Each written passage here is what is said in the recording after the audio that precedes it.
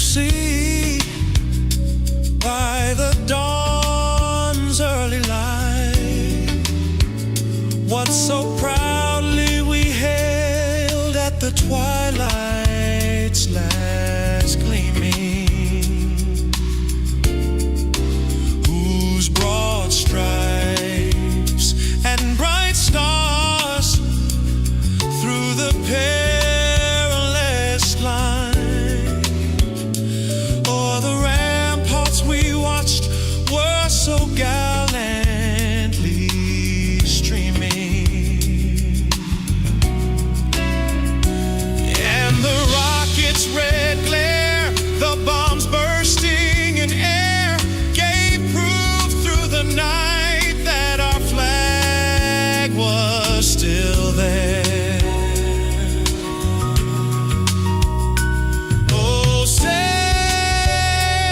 does that star-spangled banner yet wave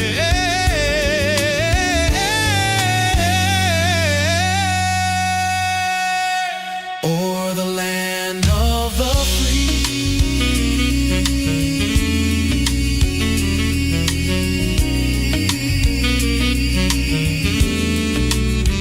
and the home of the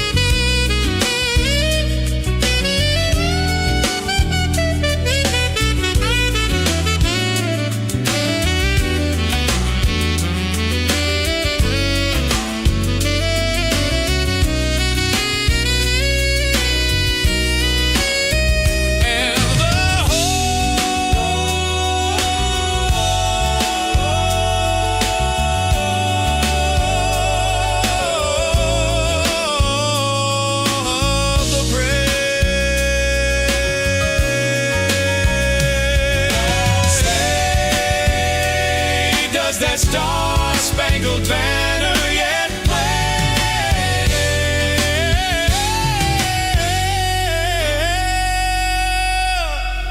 o'er the land of the free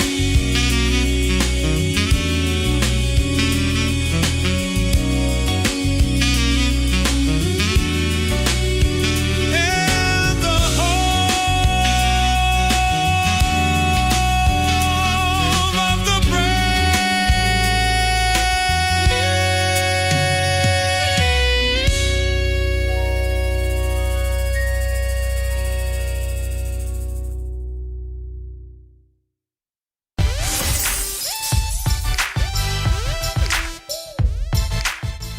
Grace and peace, you guys. Welcome back to Unshakable with April Chapman, where we discuss all things social, cultural, political, and theological from a biblical perspective. Happy Friday, you guys. Don't y'all love that rendition of the Star Spangled Banner? It's something about when I play that song, when I hear it, I get in the zone and I feel incredibly patriotic, but I actually feel gratitude. Despite all that's going on in our country with the libtards acting a plum fool up there in Minnesota, I still love America, y'all.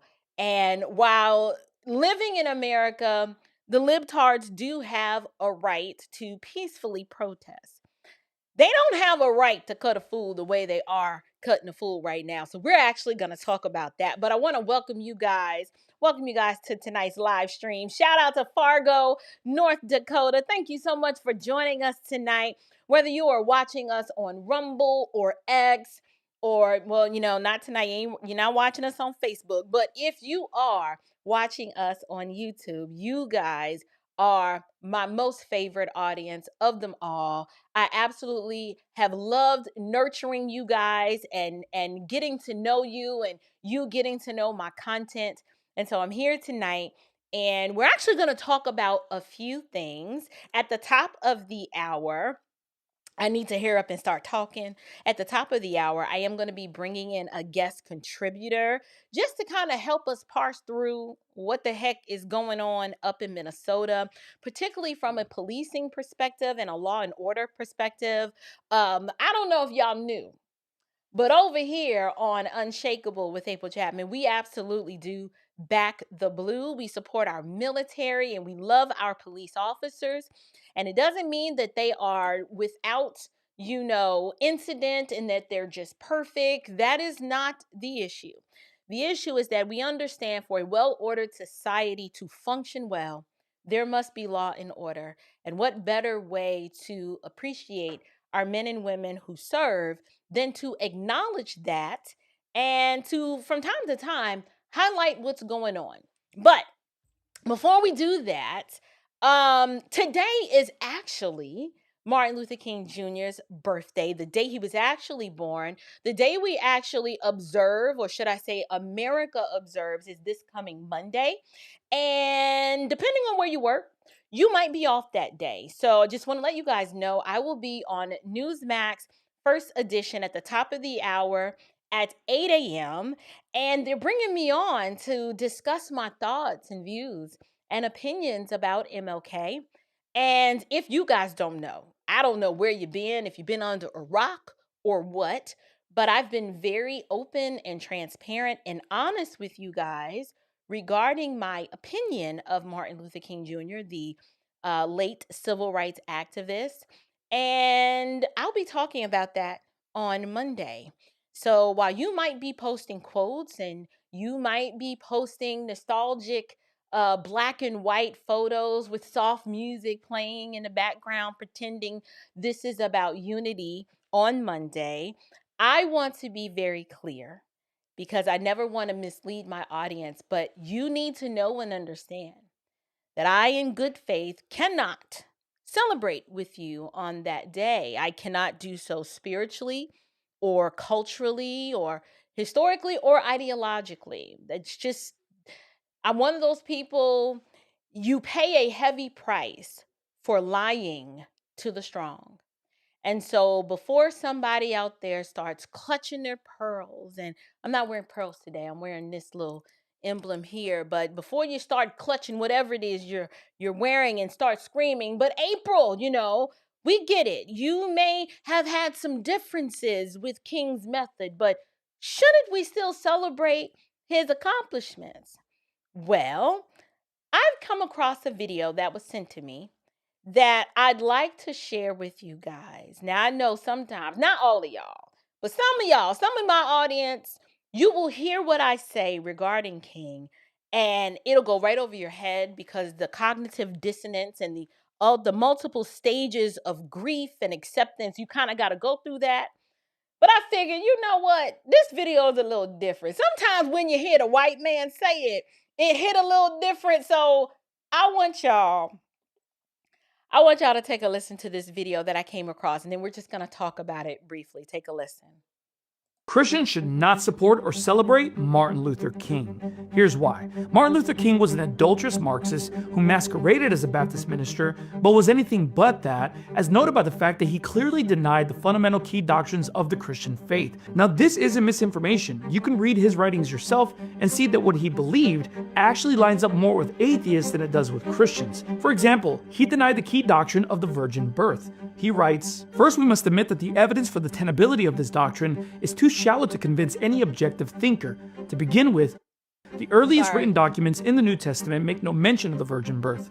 Moreover, the Gospel of Mark, the most primitive and authentic of the four, gives not the slightest suggestion of the virgin birth." He also asserts that Christianity finds its roots in paganism.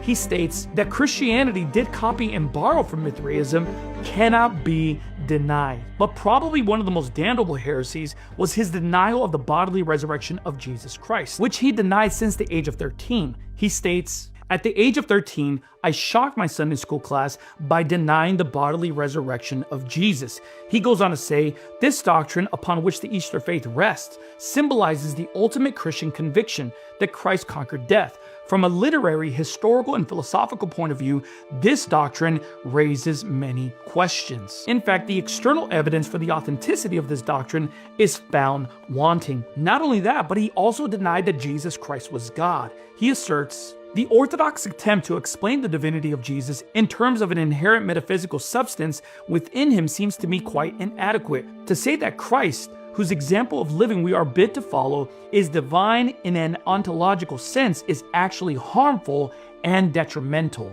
Clearly showing us that Martin Luther King was not a Christian by any stretch of the imagination, and also demonstrating that he was clearly a false prophet according to biblical standards. And in fact, according to 2 Peter 2:14, this caliber of false prophet goes hand in hand with adultery. It states having eyes full of adultery that cannot cease from sin. Well, in 1964, the FBI, under the direction of J. Edgar Hoover, sent a letter to Martin Luther King, accompanied with an audio tape that the FBI claimed contained recordings of King's alleged sexual encounters. A portion of the letter reads, "You will find on the record for all time your filthy, dirty, evil companions, male and females, giving expressions with you to your hideous abnormalities, and some of them to pretend to be ministers of the gospel. Satan can do no more. What incredible evilness. It is all there on the record, your sexual orgies. Listen to yourself, you filthy, abnormal animal. You are on the record. You have been on the record, all of your adulterous acts, your sexual orgies extending far into the past. This one is but a tiny sample." Martin Luther King was a false prophet using Christianity to disseminate his Marxist ideologies. Alrighty. Well, you had an opportunity to listen to that.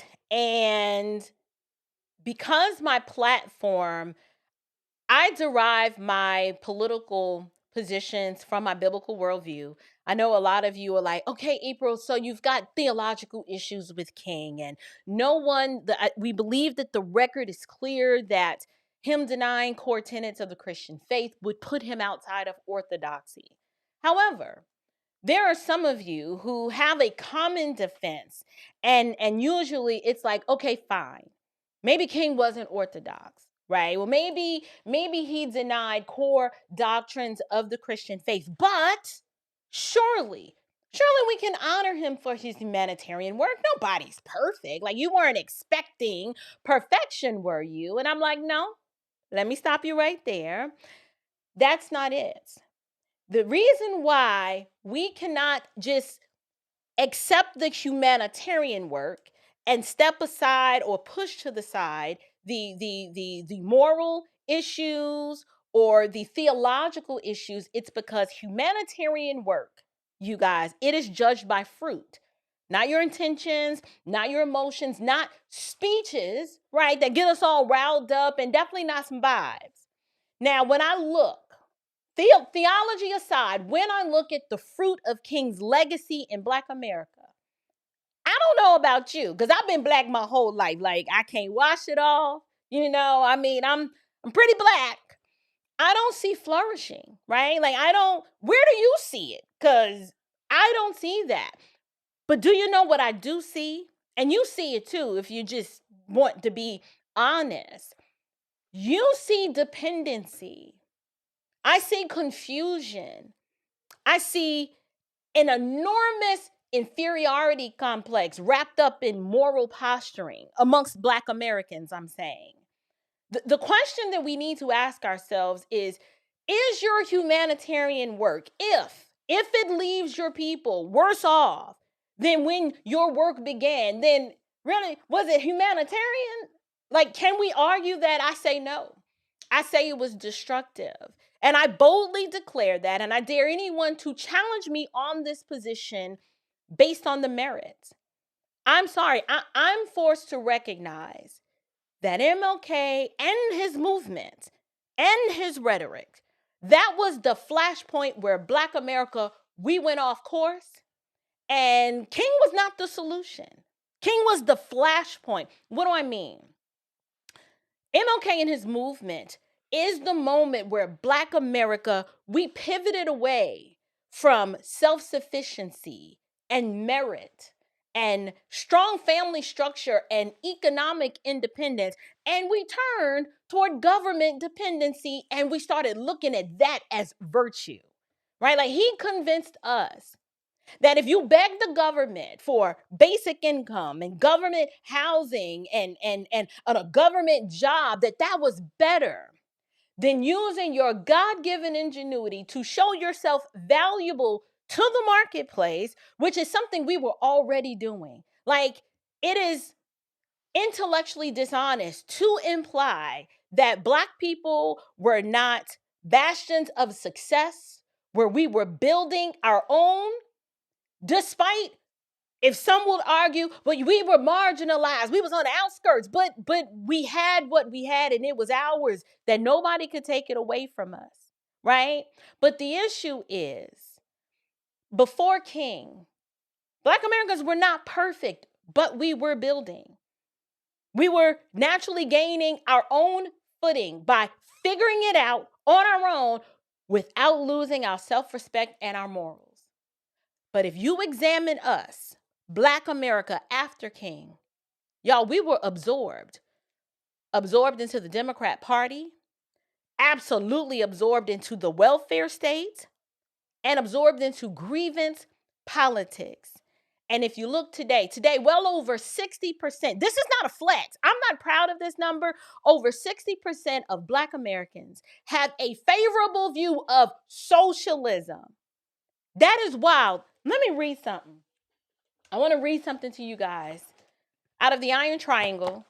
My friend, my brother, and my client. This is an American treatise. If you don't own it, I don't understand why you don't.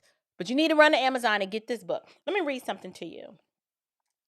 In his Pulitzer Prize winning book, Parting the Waters, Taylor Branch wrote that in 1956, the Communist Party, or liberals in Moscow, ordered their agents in the civil rights movement to establish a separate national development for American Negroes modeled on the Soviet republics. It seems to have worked magnificently well, because in 2019, the Black community is the only community in America that has the characteristics of the former Soviet republics, complete with one-party rule, forced compliance, extreme poverty, government dependence, and dictator worship. If untrue, the Black Soviet-style ghettos that are disrupting and terrorizing America are an amazing coincidence. Nevertheless, one thing cannot be disputed. This was a terrible trade. Blacks gained the right to eat and use the bathroom beside Southern whites, while white liberals gained control of a nation and potentially the world. Think about what I just said. A people who survived slavery, Jim Crow, and segregation now openly embrace an ideology that requires, it ain't optional, it requires dependency, obedience to the government as God, and submission to the state. You think that happened by accident? It didn't happen by accident. Black America overwhelmingly, when you just examine our worldview collectively, now, listen, the Lord has redeemed me and woke me up, but when I'm speaking in generalities. Black America overwhelmingly welcomes and disciples melanated Marxists. And it has reared up several generations of a dependent class. All you got to do, if you don't believe me, look at so many of our prominent Black preachers. They're all Marxists out here preaching social justice, and they have no concept as to what the gospel of Christ is. We can't even listen to many of these Black preachers today without them bathing their entire sermons in Blackness. And not just that, though, y'all. King didn't just usher Black Americans into the Democrat Party. He trained us psychologically to believe that the government is the answer to all of our problems. And if we just appeal to them by begging and groveling and whining and complaining, that eventually we would wear them down to get what we want. Not put your trust not in princes, but put your trust in God. We didn't hear that. We didn't hear that the family is the bedrock of all things, that it is a blessing that the Lord has provided us to protect and to maintain, because this is how generational wisdom is passed down. And this is how God blesses generations, by the family. That is the unit of spiritual blessings. We weren't taught about having a healthy doctrine of work, no ownership. We were taught to depend on government. And now what do? We vote, like on purpose, for melanated Marxists. Like, we think that having more Black representatives in government is helping us, but they're just helping the white liberals, while we're out here clapping for socialism, defending communist worldviews, and then calling dependency of more government programs and more handouts. We call that justice. Give us health care, right? We need free food, government housing, pay for our health care. Give us this, give us that. We have become the largest voting bloc of the dependent class in America. And the sad part about it is we don't even recognize that as bondage. We think it's a win, like we're winning. That's not progress. That's regression. So here's the most revealing moment for me. If we talk about the most iconic images of the civil rights movement, let me show y'all one. I absolutely hate looking at this image, but you need to see it to feel it. Just settle with this black and white image right here. This is Black men walking around with signs around their neck that said, I am a man. Now, I know you've been taught to say, look at them walking, letting those white folks know that they're a man. Think about how degrading this actually is. No other people group would ever do this. We've never seen this anywhere in America. Why is it that we don't understand that a man doesn't announce that he's a man? He don't announce his manhood. He asserts it. A man demonstrates it, right? My husband doesn't walk around this house having to constantly remind us with a sign that he the man of this house. We just know when he step in and we hear that bass in his voice, everybody in the house, even the dog Timber, knows. No different than a lion doesn't walk through the jungle wearing a sign that says, I'm a lion. When you see him, oh, you know, as soon as he roars, you pack up like, whoop, time to dip, time to go. You already know. You know what to do. You move accordingly because a lion is in your presence. So when a man walks into a room, you don't need a sign. His presence, his discipline, his strength, and competence tell you everything you need to know. But King trained Black men to beg for recognition instead of commanding and asserting what God had already given them. So to me, that's this right here, this the ultimate sign of weakness, but we package this as righteousness. And we have Black men today still walking around crying about white supremacy and racism and talking about how it's just holding them back. And that if the white man would just get his foot off his neck, he could go and do and be something. So if this don't do it for you, I don't know. It's a perspective that when I see it, I don't see the men of our forefathers that when Abraham Lincoln said, you need to teach your former masters that you are free. So if these people are standing there with guns, you standing here with a sign talking about you are a man. And we wonder how we got the feminization of Black men and then the rebellion of Black women.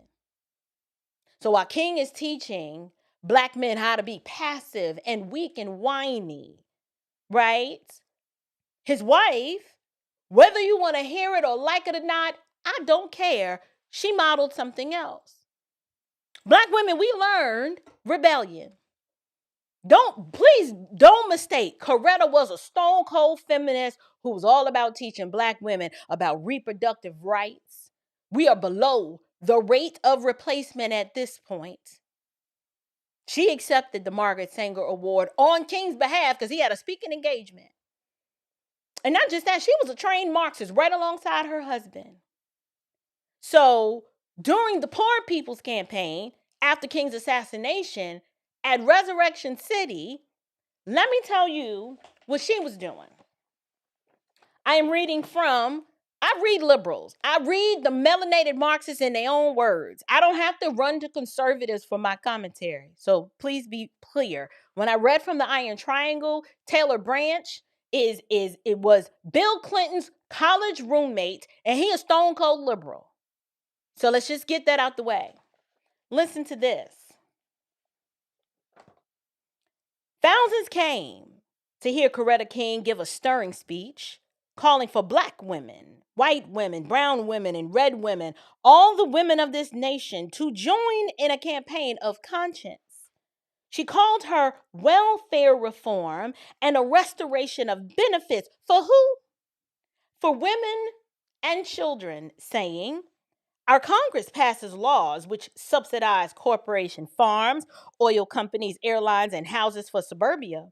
But when it comes to its attention to the poor, it suddenly becomes concerned about balancing the budget. I thought it was interesting that we didn't hear Coretta say anything about keeping the black family intact, putting the black man as the head of his family, saying we don't want your funky little government check for us and the children. We want you to get the heck out of our way so we can keep our families together. She had her intact family, but why you never heard that type of messaging for you to do that for yours? They had 4 children, but she wants you to go to the clinic to kill your baby because that's empowerment. So for me, this submission wasn't a call to family, but it was an appeal to the government to give you a check for you and your kids, and rightly understood, that's rebellion and defiance. So here we are today, weak men, rebellious women who, they don't even see the value of a man anymore. We got a bunch of broken, disjointed families. Children are being raised and educated by the state. And you thought this was accidental? No. We are living the ideological inheritance of a movement that you've been told was the greatest move in history. I reject that. Merit replaced with begging. That's what we got. King replaced our ability to strive and aspire with begging for free stuff, as if we were incapable, like other people groups in this country, of figuring out how to add value to America without the government's help. Every other people group, we go and beg the government for money, when other people groups, Asians, Indians, and Hispanics, keep their money, not just in their community, but they go to the politician and say, you do what we say. But instead, we always talk about, can y'all give us a little something? That's what we do. We replace merit and hard work with a march. What used to be actual black excellence, because we had black excellence, that got replaced with entitlement. What is there to celebrate? All of the ownership gains we were making has been replaced with just outrage. You're just outraged. You don't even know why. And the result of that, we now walk around, y'all, not me, a greater inferiority complex today, way more than we ever had before the civil rights movement. We are told that we can't compete because the white man, he's just all powerful. He's in our way. And we're told that we need special rules. We're told that we need protection as if we are pets. That's not empowerment. That is psychological colonization. And once again, I reject it.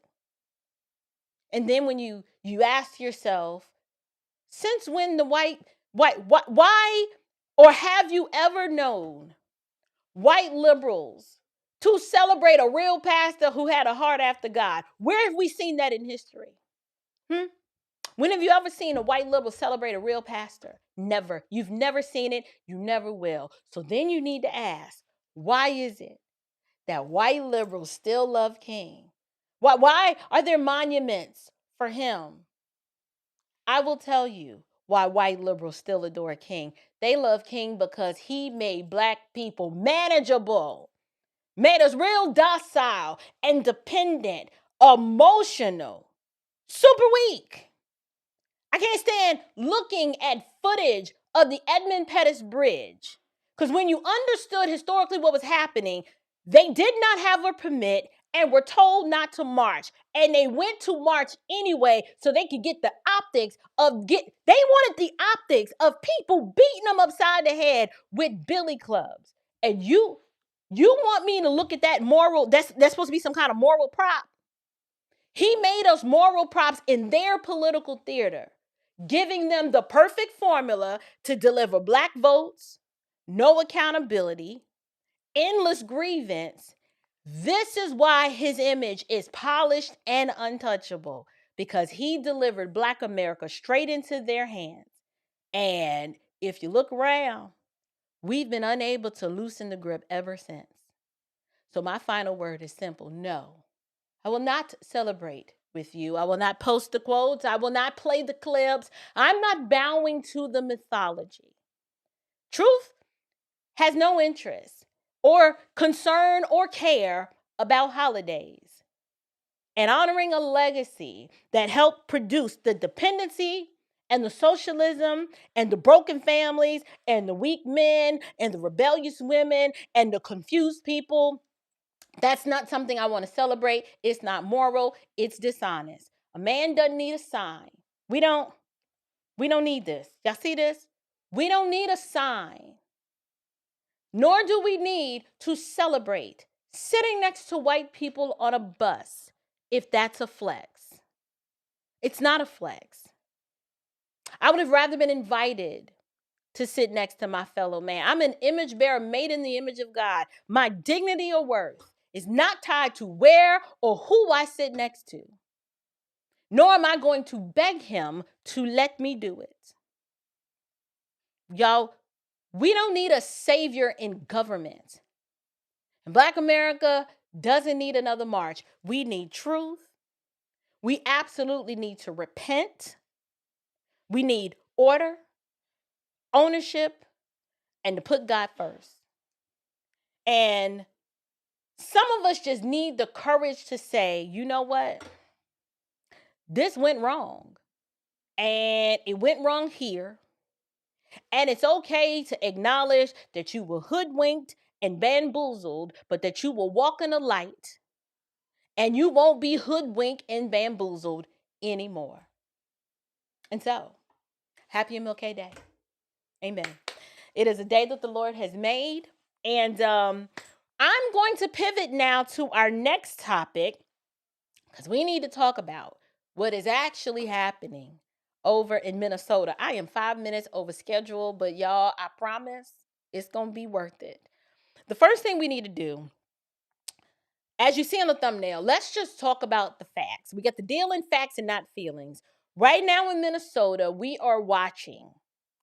These people are wilding out, okay? We're witnessing organized resistance to federal immigration enforcement. Now, keep in mind how we got here. I don't know if y'all forgot, but Biden. Biden opened up the border. He had Kamala tell them folks to come over here, and they bum rushed the border, and millions of illegal immigrants were let in. Okay? And now that the spotlight's on Minnesota, Minneapolis to be specific, and we'll talk about, in my opinion, we have to have this unrest because we need to take the attention off of all of the fraud and the government corruption. This is how they do it. So ICE agents are being blocked. Vehicles are being used to obstruct arrests, and crowds are physically interfering with federal officers. This is not a peaceful protest. This is obstruction of the law. But instead of restoring order, Democrat leadership, they're either silent or super sympathetic or outright hostile to federal enforcement. And this is what happens when radical ideology replaces governance. So, Donald John Quavius, Trump is what we call him.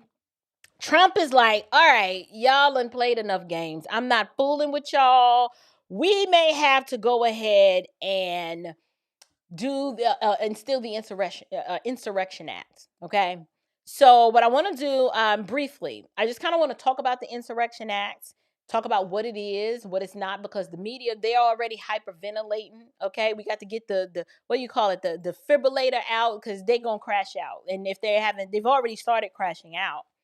But what we're seeing is that the reason why the Insurrection Act may be invoked, first of all, the act itself allows President Trump, not martial law, but it does deploy federal forces when states refuse or fail to enforce the law, or when federal authority is being obstructed, i.e., what's going on in Minneapolis. It is not martial law. It does not suspend elections. Okay? It doesn't turn Trump into a dictator, no matter how much they want to call him that. The Insurrection Act exists for one reason, and the goal is to deal with the rebellion and the riots and all of the lawlessness that takes place when the local governments won't handle their business. So, our country's founding fathers, you guys, they had vision, and they understood that modern liberals don't get it, but the founders, they understood. Freedom will collapse if you don't have order. And so Trump is now threatening. He's not, he's not just floating this idea around because he's bored and he doesn't have anything else to do. There's a very specific reason why he's doing this. The first thing, the Democrats, they refuse to govern. Okay, first of all, you got these sanctuary policies. Their cities are riddled with crime, whether you had an illegal immigration problem or not. But they won't cooperate with ICE because I told you, Democrats need illegals, especially in Minnesota, because there is enough of these illegal immigrants up there to provide the margins that they need to win elections. I know you're like, hey, but how do illegals vote? What they do? They absolutely are participating in the voting process, even though they're not supposed to. So they need the illegals for that. So what they'll do, they will elicit public sympathy for the agitators as opposed to standing with the law enforcement. Second, all of this chaos is intentional. Okay, first, I told you, y'all know all the crime, the fraud that's going on up there, right? Well, they can't have federal intervention, because then the feds will see that, oh, y'all had your hands in the cookie jar. It's not by accident that all these illegals, particularly the Somalians, had this whole scheme going with the fraud and the daycares and the adult daycares and the autism centers without Democrats not knowing. So the chaos is intentional. They have to have this ideological lawlessness because the disorder is the leverage. And third, Trump is probably going to invoke, or at least he's threatening to invoke, the Insurrection Act because the threat of it can be seen as a deterrent. If he escalates verbally, the goal is to stop the escalation physically. And it has worked. And this is why Democrats panic every time he threatens to do it. So, if you guys notice the patterns, it's always Democrat cities. Okay, like you may get uncomfortable hearing that, but the facts don't care about how you feel. Every time Trump discusses the Insurrection Act, it's them same cities: Minneapolis, Portland, Chicago, Seattle, LA, all Democrat run. They're all hostile to federal authority, and they all give permission for mob rule. And so what we see Republican governors, they will shut down the chaos in a minute. But the Democrats know this is their ritual. They romanticize it. And then they'll cry fascism when someone says, all right, that's enough. We about to put a stop to all this because y'all out of control. And so to talk about this, I am bringing on a good friend of mine who is a subject matter expert. He has been a conservative. He's been in the game way longer than me.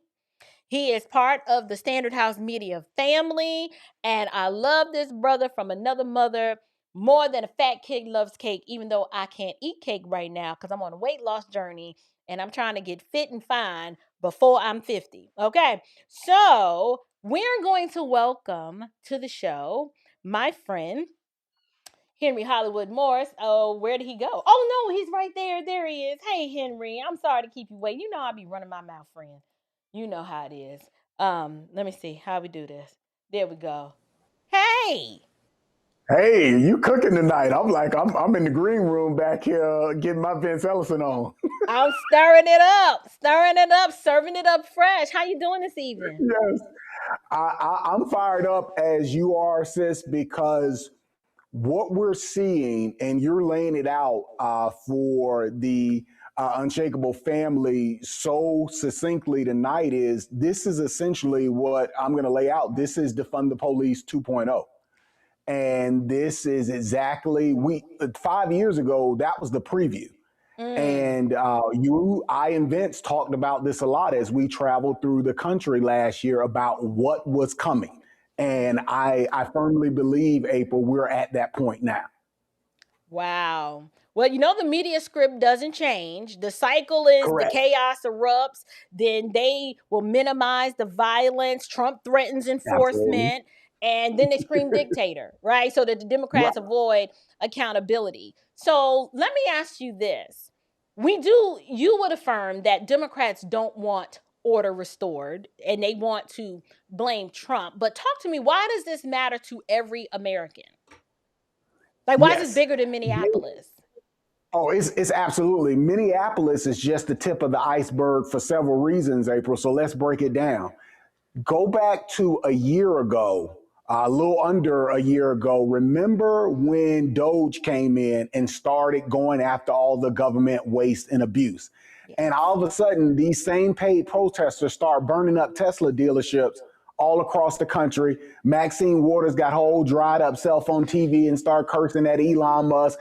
And the rest of the puppets did what they typically do because they knew what this money was being used for, and they knew that they've been stealing from the American people. Right. Minneapolis, and I'll take you back to another event, April. You and I were working on the project in Georgia with you, and we got Vince on the phone after Kamala announced Tampon Tim was her running mate.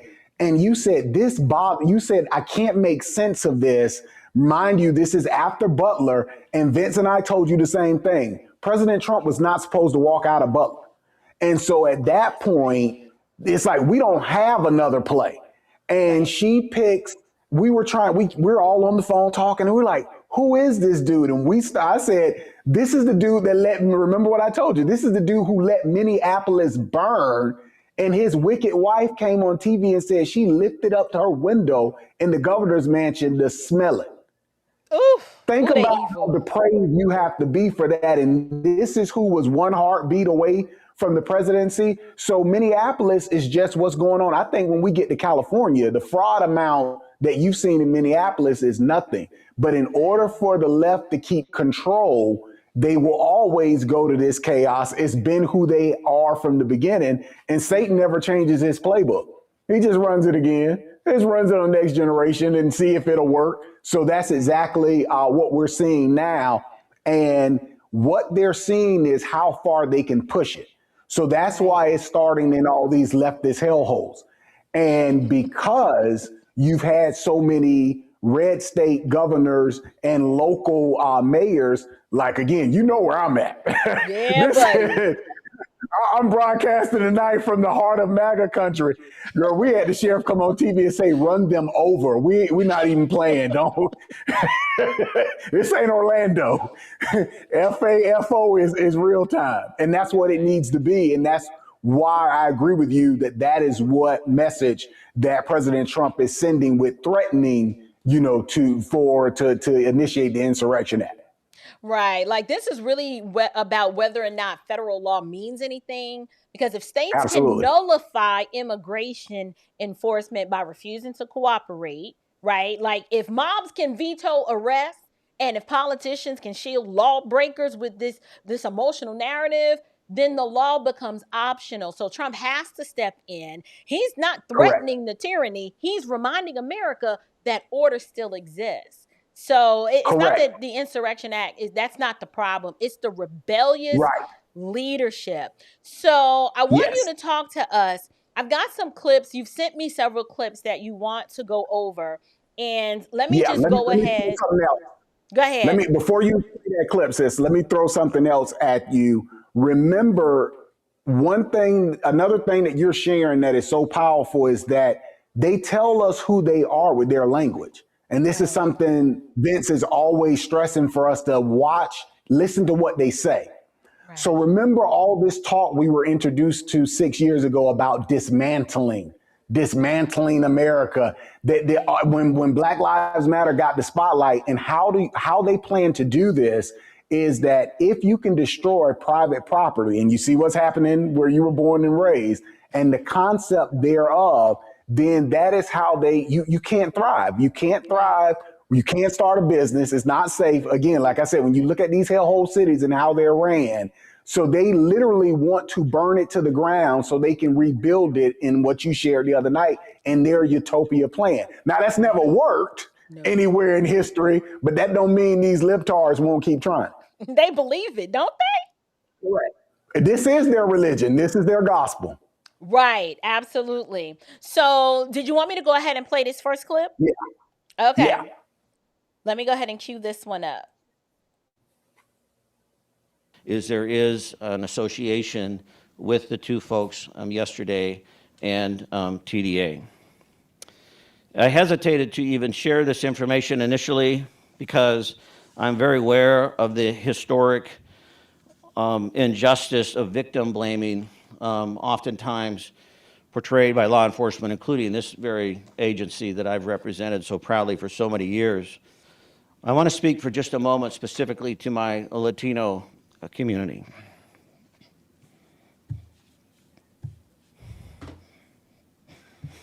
Is he crying? Don't do it.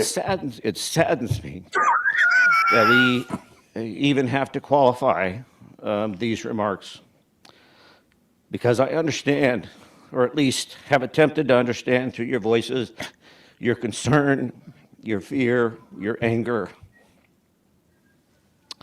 This information in no way is meant to disparage or to condone or support or agree with any of the actions that occurred yesterday.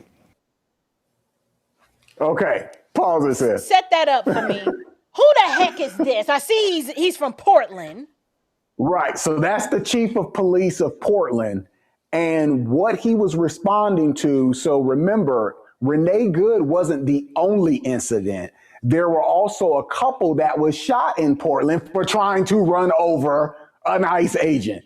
So, of course, the media said for 24 hours that wasn't true. You had the same game plan that was ran in Minneapolis. They jump out on social media. They jump out on the national media.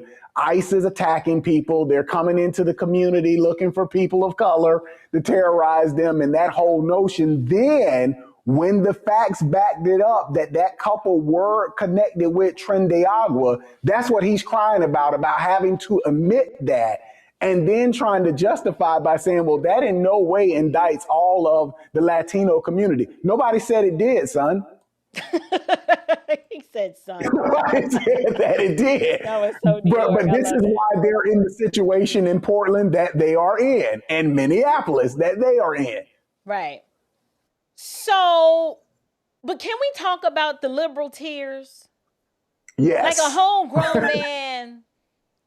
It's the theatrics of it for me. The crying, is it true? And I hope I'm not confusing him with someone else. Doesn't he have some relation to some other female police administrator in a different jurisdiction or something? There's some connection. Maybe I'm confusing him with somebody else. I'm not sure. I can't confirm it, April. I'm not sure him, but he is. The distinction that needs to be made between, and especially in what you're seeing here, what you're seeing in Seattle, what you're seeing in Los Angeles and what you're seeing in Philadelphia. See, police chiefs, remember, they are hired by the mayor and the city council. So they are literally a reflection. These are a lot of time are yes men and yes women. They're just as woke as the people that they represent. And that's why they'll sit back and allow the chaos to happen, because they are a part of the problem. Where compare that to sheriffs who are voted for by the public.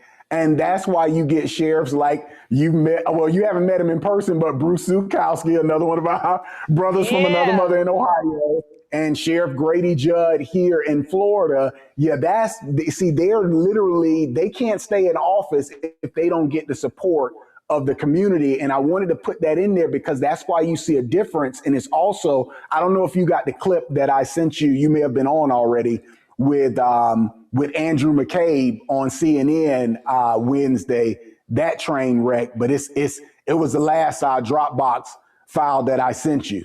I have but 3 it's files. what I have one that says Yes. Minneapolis, the Minneapolis pastor, the ICE agent shoots the suspect, and then the judge rejects the desperate Democrat stunt.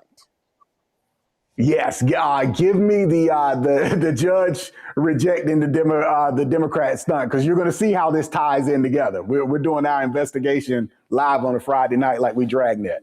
Okay, do you want me to play it from the beginning? Yes. All right, here it goes. If there were neighbors and others who came out to help this person, that is just an example of Minnesota being a place where we help our neighbors. And we are clear that the ICE agents have been coming here, and there's over 2,000 of them. And they've been attacking and terrorizing our state. So yes, neighbors will come out and be helpful. I'm not certain if they had brooms or a shovel. That is to be further investigated. If they did, in fact, have some sort of weapons to use to attack the ICE officer, would that change your opinion of whatever unfolded next?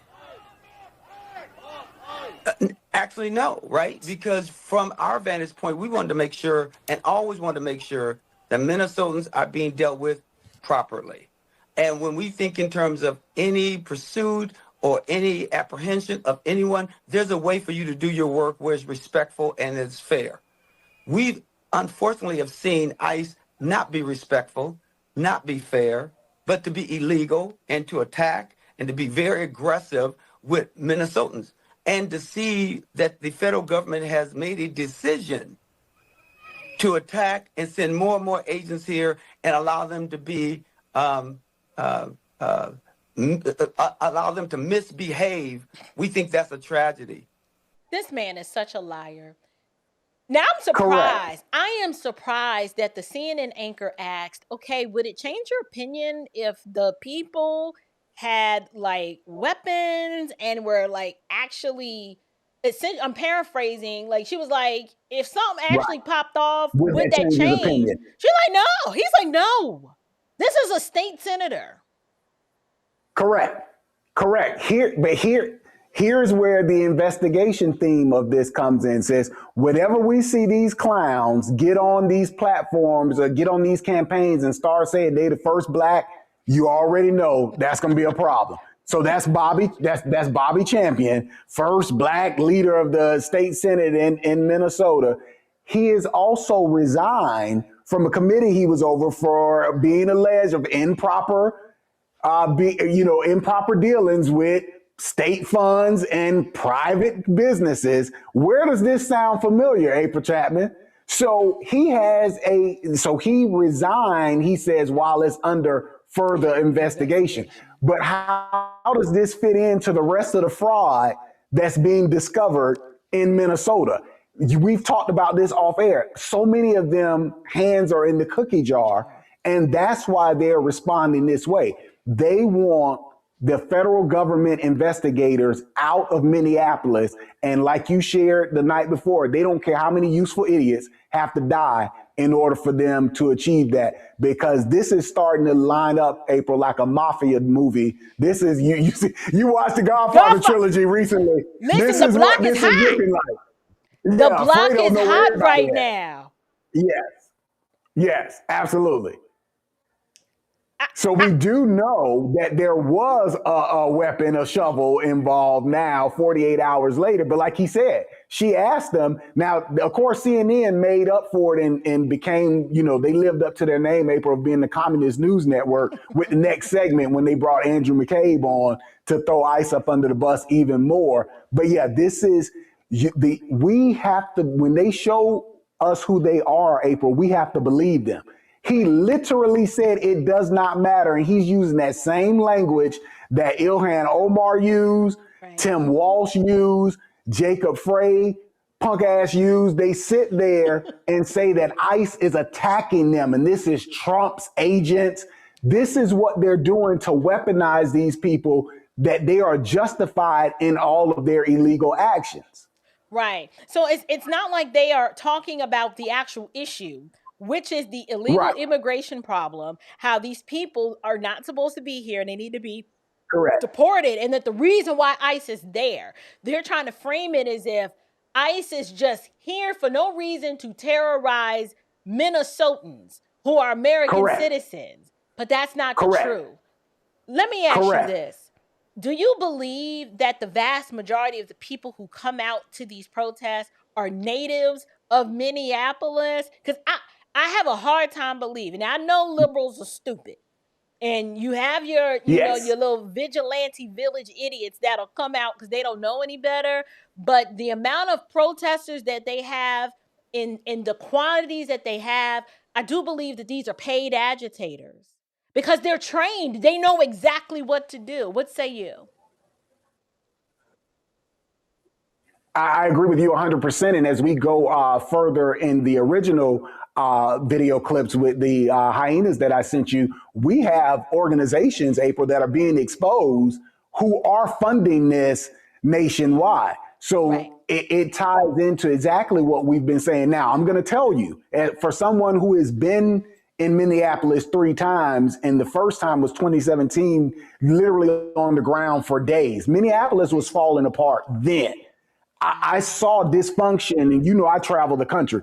I saw dysfunction downtown Minneapolis that the only thing on par I've seen with that anywhere in the country is Houston and Los Angeles. So they do have a lot of their population in Minneapolis is libtarded, without a shadow of a doubt.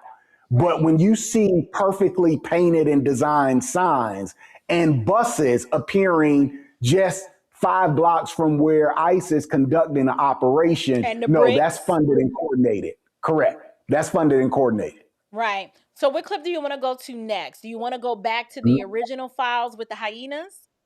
No, stay on this one with the Minnesota pastor. Go to the Minnesota pastor next, because you're going to see how it ties into Bobby Champion. Got you. Let's take a listen. A local Minneapolis pastor was among the protesters following yesterday's shooting. He was in the neighborhood where the shooting happened and has worked there for years. Reverend Kenny Callahan says he was handcuffed and detained by a masked federal agent and put in the back of an SUV. He says the agent asked, "Are you afraid yet?" When he was eventually released, Reverend Callahan says the agent told him, "Well, you're white, and it wouldn't be any fun." Reverend Callahan joins me now. Reverend, thank you for joining us. These are some explosive allegations. Tell me about what happened. So we got a member of the Rainbow Mafia Booty Bandits. Let him speak, April. Let him speak. I have not seen this clip, so y'all got to forgive me. Let me press play. I do it every time. As I arrived at church yesterday, I noticed that there was something going on just a block and a half from the church. And so I grabbed my whistles because we're used to doing that. And I went down to see what was going on. And I realized it was an ICE raid. And there were many, many protesters. So I joined the protesting. And before I knew it, I saw ICE agents circling a young woman who appeared to be Hispanic. And so I approached her, and we were at that point chanting, "We are not afraid. We are not afraid. Go out of our state. We are not afraid." And I said to this ICE agent, "Take me. Stop harassing her. Take me." The agent came, got in my face, pointed a gun at me, and said, "Are you afraid now?" To which I said, I am not afraid. The next thing I knew, they were putting handcuffs on me and they put me in the back of an SUV. They came back 3 times and they asked me if I was afraid yet. To which I replied, hell no, I'm not afraid of you. And I'm never going to be afraid of you. The 3rd time when they came back, they asked for my identification. They asked for my cell phone. I asked them if I was under arrest. They didn't answer. And then they said to me, well, you're white. You won't be any fun anyway. You can get out of the car. I was astounded to experience and see such blatant racism and the effects that this is having on our community. But let me tell you, the other thing that I was amazed by was the number of different kinds of persons that were showing up at that rally to support immigrants and to be able to say, no, we are going to support our immigrant siblings because this is what we do. Why is he so saucy and sassy?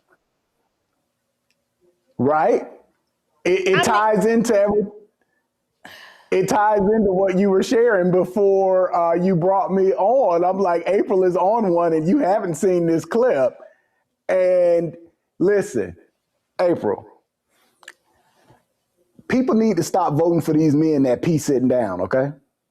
Squat to pee males. That's Correct. what this is. This is a squat to pee male. Correct. Like, he's saucy and brave. He think he brave. I will never be afraid. I'll never be afraid of you. Now again, April, play detective with me for a minute here. Okay. So notice what he said. He grabbed his whistles and ran down the street. Right. Where's your cell phone, preacher? This was 8 days ago. There's been no video produced of this pastor interacting with ICE and being detained. And he has no video footage of it. Don't we find that strange? So you think he's making up this narrative? Girl, I had to catch myself, but yes. Yes. And I mean, literally, they were giving him the rounds. Now, of course, this is BS now. But he was on all the local stations in Minneapolis telling the same story. They brought the cameras to the church and saw his little rainbow flags in the church. And again, he is the perfect, when we talk about the people, sis, that go along with this. Right. Straight out of central casting. Straight out of central casting. So it sounds like the narrative they surrounded this what appeared to be a Hispanic woman. And yes. If you listen to the languaging around this, he says, we're standing with our what do you call them? Something brothers and sisters. Immigrant siblings. Right, our immigrant siblings. What? They want us. This is how people, particularly Christians who are not rooted and grounded in a biblical framework, they will hear that and be like, do you see the compassion and the love that he has for these people? And they totally forget the fact that you do not get to be a lawbreaker and then get celebrated for doing so. There's a lawful way to come here. And just because you are here now, we are under no obligation to harbor a fugitive or to protect you. Correct. And this ties in, he is a part of the network because they get funding too, April. Remember, these are 501c3s. And remember the clip I sent you that you reviewed the other night where the church and the Methodist church outside of Charlotte. Yes. So you see, they play this game. This is what happens since when scripture talks about, they stop worshiping the creator and start worshiping the creation and being given over to a debased mind. This is exactly what that looks like in real time. So they have made their own version of Christianity. This is apostate. Yeah. And it's not just in one area. It's not going to be in one area. April, it defiles everything they touch. And so this is how you get this. And of course, this is what he supports. You'll find him at another march about women's reproductive rights. Notice, You see how it plays notice the in? virtue signals all in the Correct. frame. The Correct. rainbow quilt on the right and the Correct. left. The saucy, Yes. sassy way he communicates. He's already letting Yes. you know the sin that he celebrates. And then, just like Correct. you said, they celebrate the womb assassination and the reproductive rights.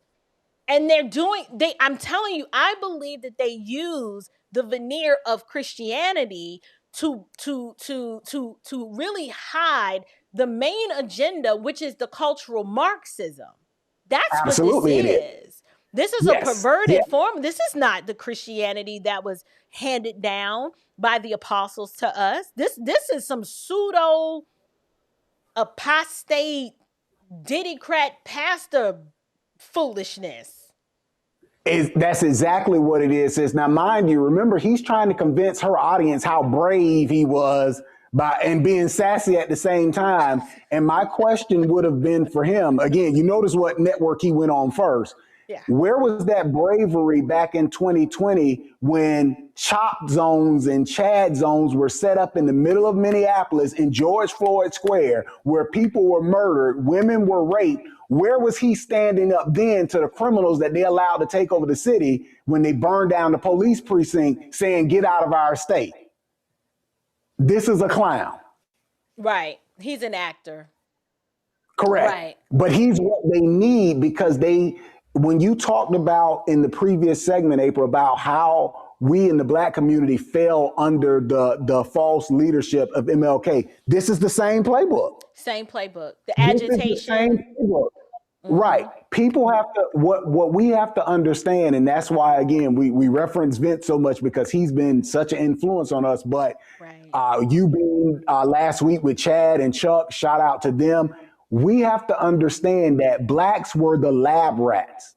We were the experiment for this Marxist indoctrination. It destroyed our families, destroyed our communities. Most of our churches are corrupt. The Iron Triangle, they saw that it worked on us, and now it's time to fast track it and mainstream it for the entire United States of America. That's what we're witnessing. Absolutely. I totally agree with you. It's unfortunate, because you actually do have an element of useful idiots within the melanated persuasion that will lock arms and stand side by side with this element, and they can't even see how morally and spiritually bankrupt this movement is. They can't see they don't want to it. see, because they're a part of it. That's the next clip. That's what we're bringing it all in together. Yeah, bring them in, sis, because they are accountable in this as well. Yes. Okay, so you want the next clip or to continue to this? The next clip, which was where we were going with the hyenas. Oh, with the hyenas. Okay. Yeah. Here we go. Family should not wait for justice. And remember, we fought for Jamar Clark. We occupied a precinct for Jamar Clark. We did not get justice for Jamar Clark. But when the city burned, after George Floyd, all of a sudden there were some charges. So for those who are on the media talking about, don't burn it down, don't set it on fire, let me tell you this, we need justice and we need it now. Yeah. Because what happens after that is on your pants. All power to the people. Shut these streets down. Yes. Again. Make the city pay. Again. And again. There was one about losing money when George Floyd died. We as a people can cause them to lose more money now.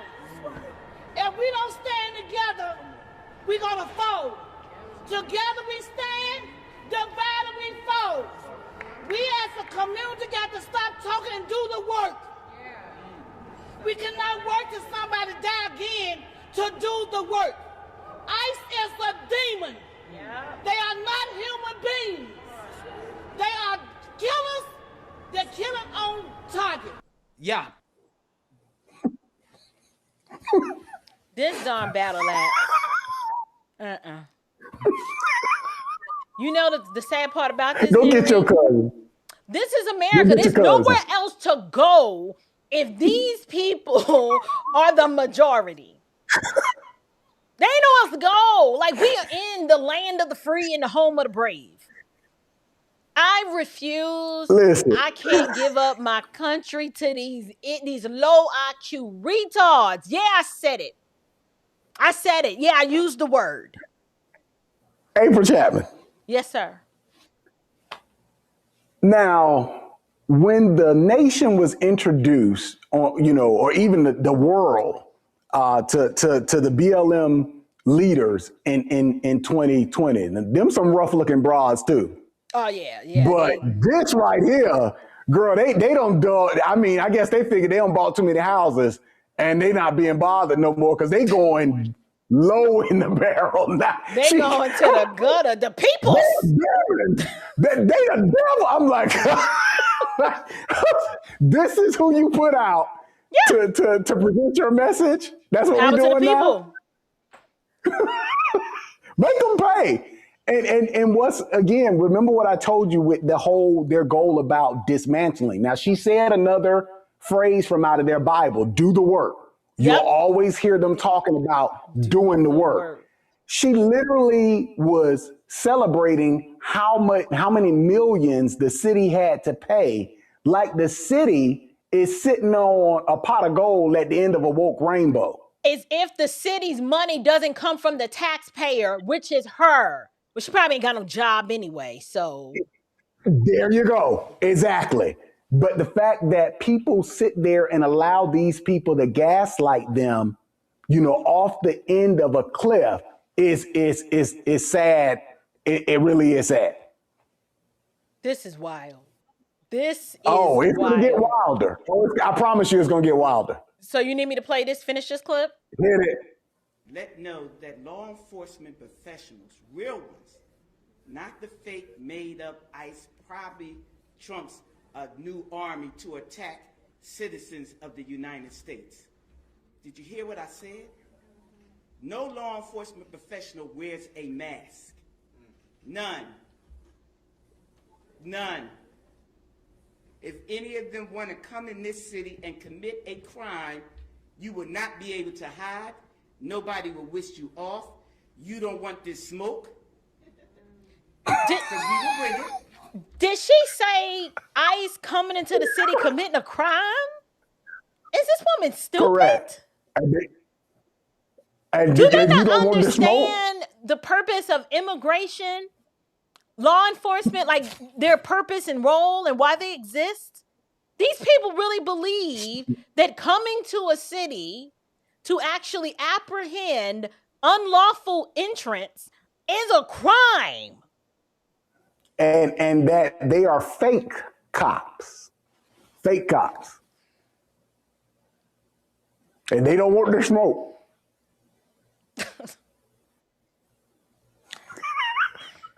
I have no commentary. She got more. To you. And the fake, whatever they call them, because I can't say the name, but the criminal in the White House would not be able to keep you from going to jail.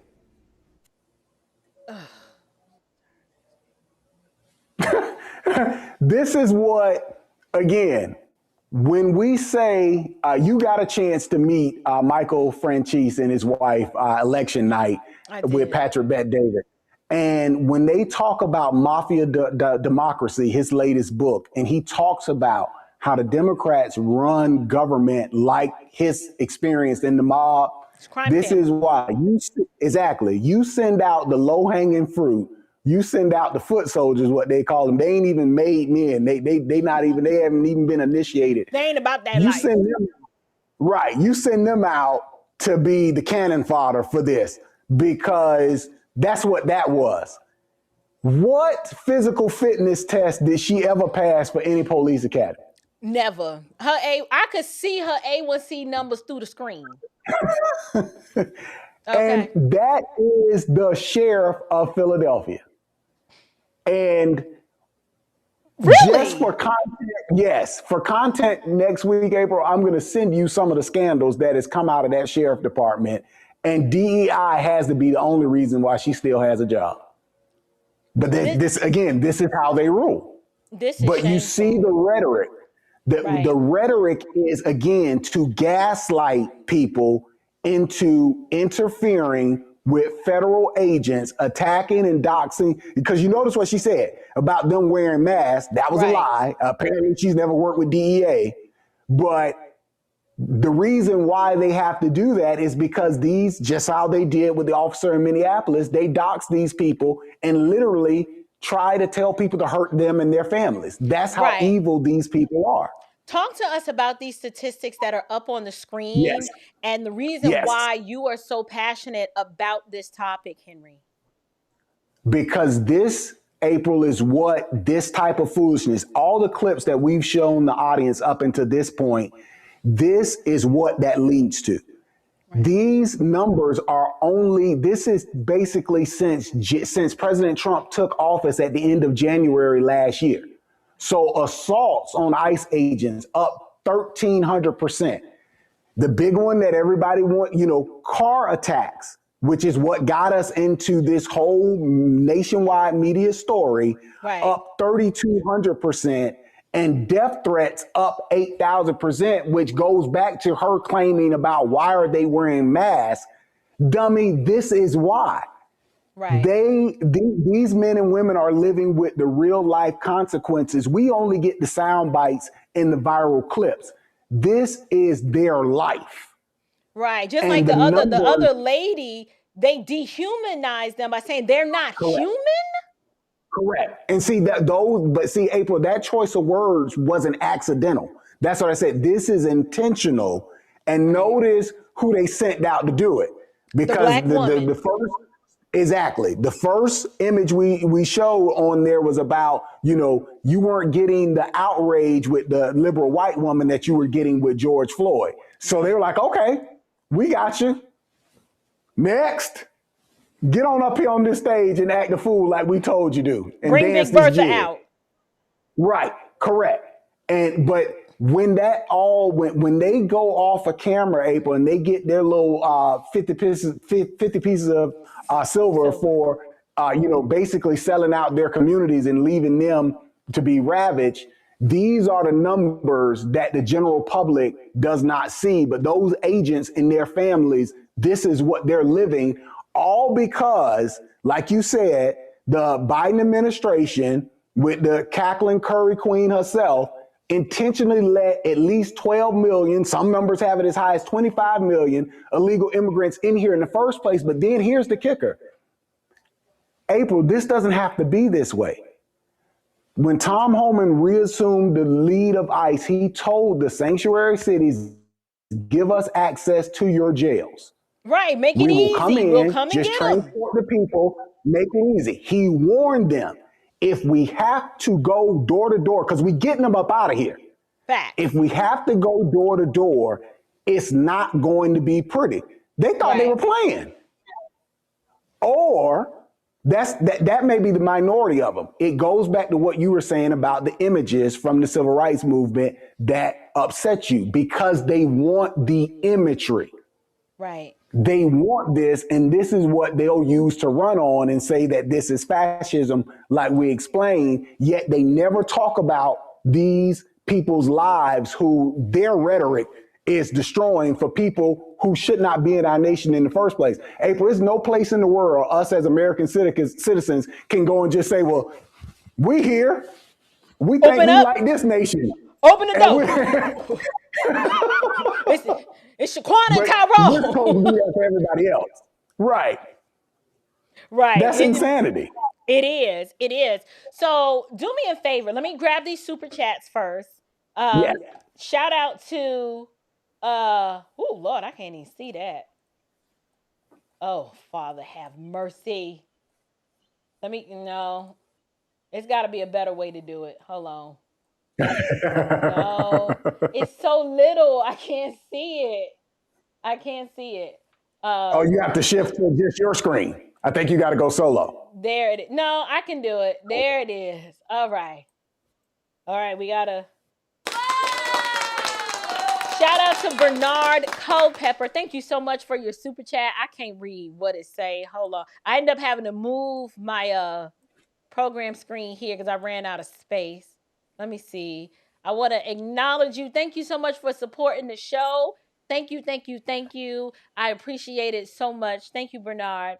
And then my girl. Okay, now I can't see that one either. I got to make you tiny. Got to make you tiny, Ruth. Hold on. Oh, darn, I moved you, Henry. Let me see.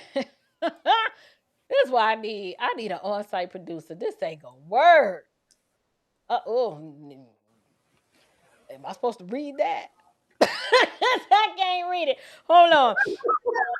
It says April. Tell this woman to go to full screen. Hold on, I don't want to shortchange it. She gotta get a clap. Shout out to you, Sister Ruth. Thank you for your patience. She says, April, meanwhile, George Floyd Square is destroyed, drug infested, and filled with violence. These people are crazy. Sister Ruth actually lived in Minnesota, and she's got firsthand knowledge of just how lawless it is and how bad the crime is. But I told y'all, a Democrat heaven is an American hell. This is done on purpose. This is what they want. So, were there other clips you wanted to watch? Because what I want you to do now is I want you to share with the audience how your organization, Support Our Shields, why this for you is personal because of the actual work that you do almost every day of the year, traveling across the country, backing the blue. Connect what's going on with ICE to our local police municipalities. Absolutely. This is defund the police 2.0, April, because the same tactics, the same narratives, the same dehumanizing and demonizing, it's the very same playbook, and it's having the real world consequences that we saw that started in 2020. So like you said, for me, I get an alert every time one of these officers is killed. My immediate thing to do first, of course, is to pray for that family in that department. Well, this is, today is what, the 16th, 15th, 17th? Where we at? 17? Mm-hmm. Yeah. So we already have 6 officers killed this year. We're only halfway through the first month.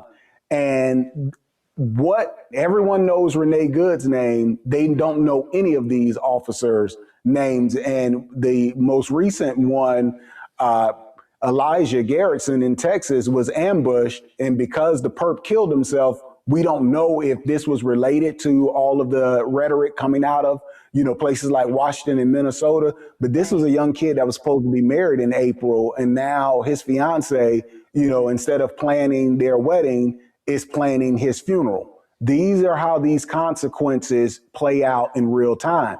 And what triggered me, so much last week when this whole Renee Good story came out and the work that we do with Standard House and just with media alone, we understand how they frame stories. And Pastor Vodi Bakum was good about explaining it's called jamming, and they take it out of the Marxist playbook. So since 2020, April, that's only 6 years. So since that time, you've had, all of these people that come on mainstream media and they get on their stupid social media platforms, and you heard all of these experts and superheroes like they're the Avengers now talking about how he could have moved, or he could have slid out of the way. Like you said, Stephen A. Smith, he know less about policing than he do sports, and say he could have shot the tire. Son, that is a 4-ton vehicle moving. At you. Like what we playing the Matrix now? He John Wick.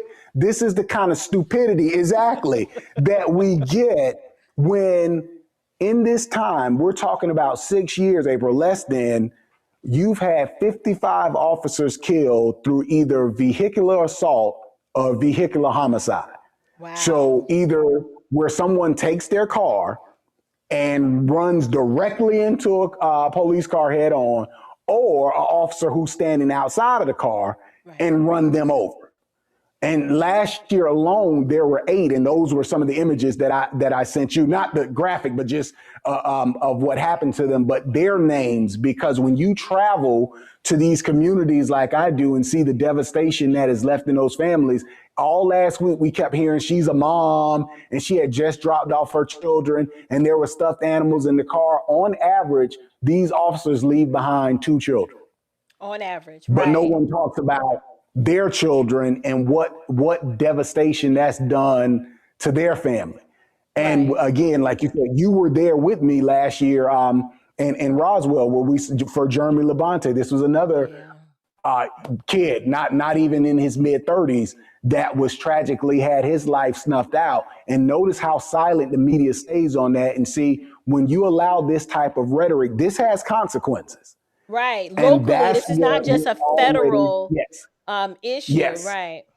Yes. And so you see that play out, and see a lot of the people who light these matches, April, and throw it into the forest of America and walk away, they're never there to deal with the consequences, and very seldom are they held accountable.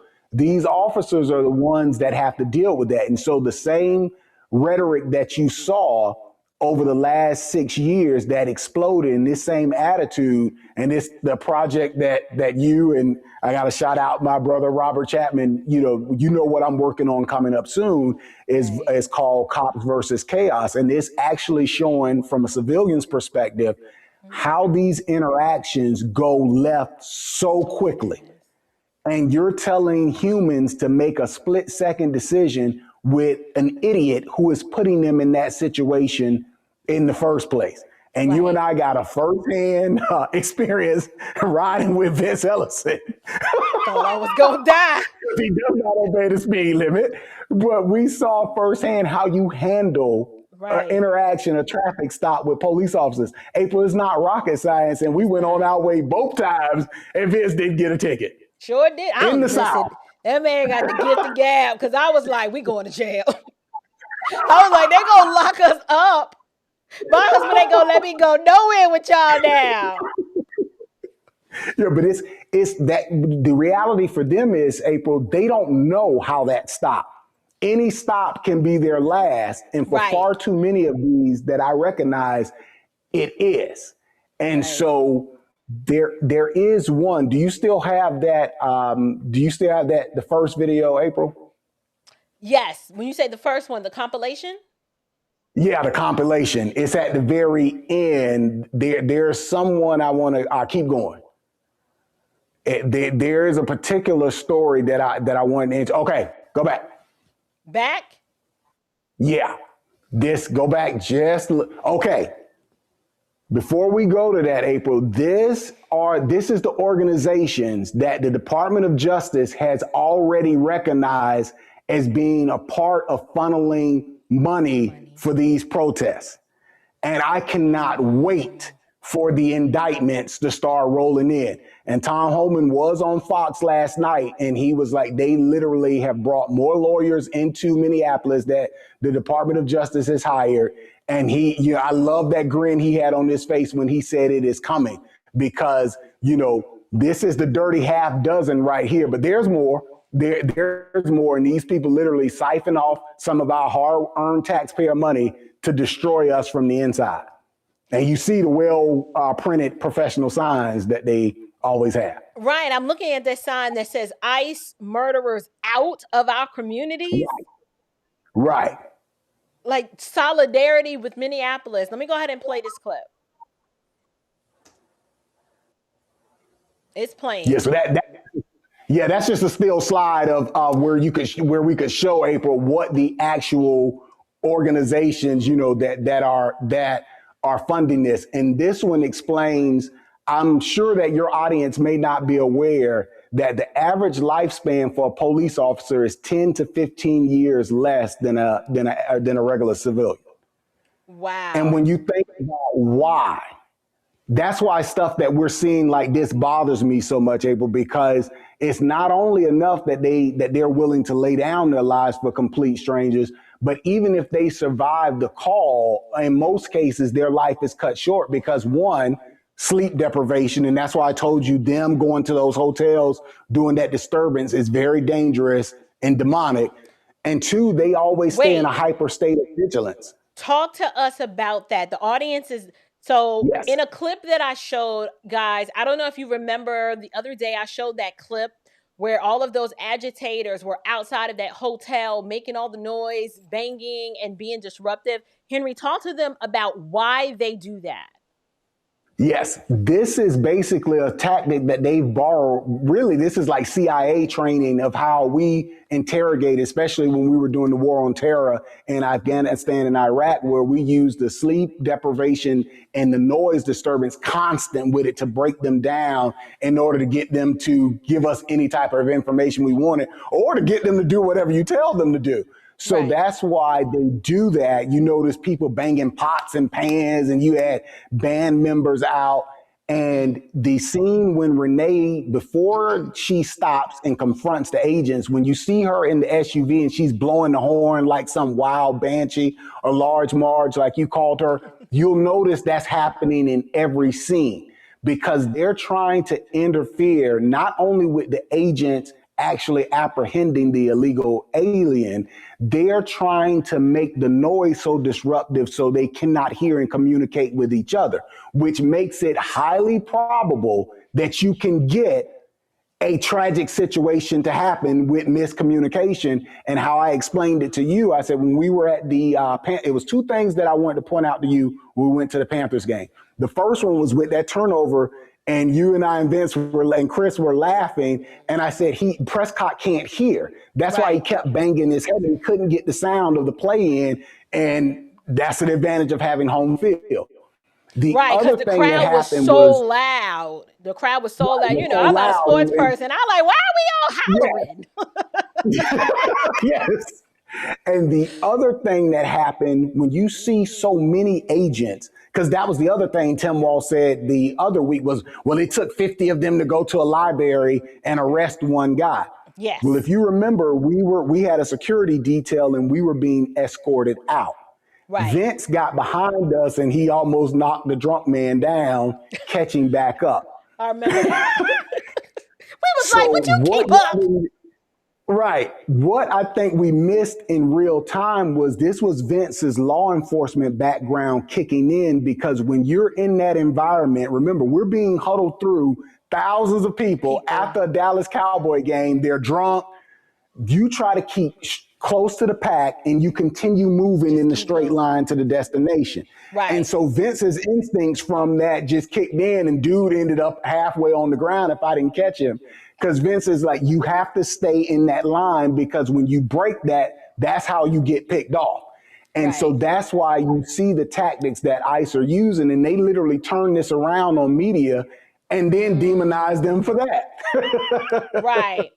We really appreciate you explaining that. So it sounds that the noise outside of the hotel is to contribute to sleep deprivation. And many of these officers are working very, very long shifts.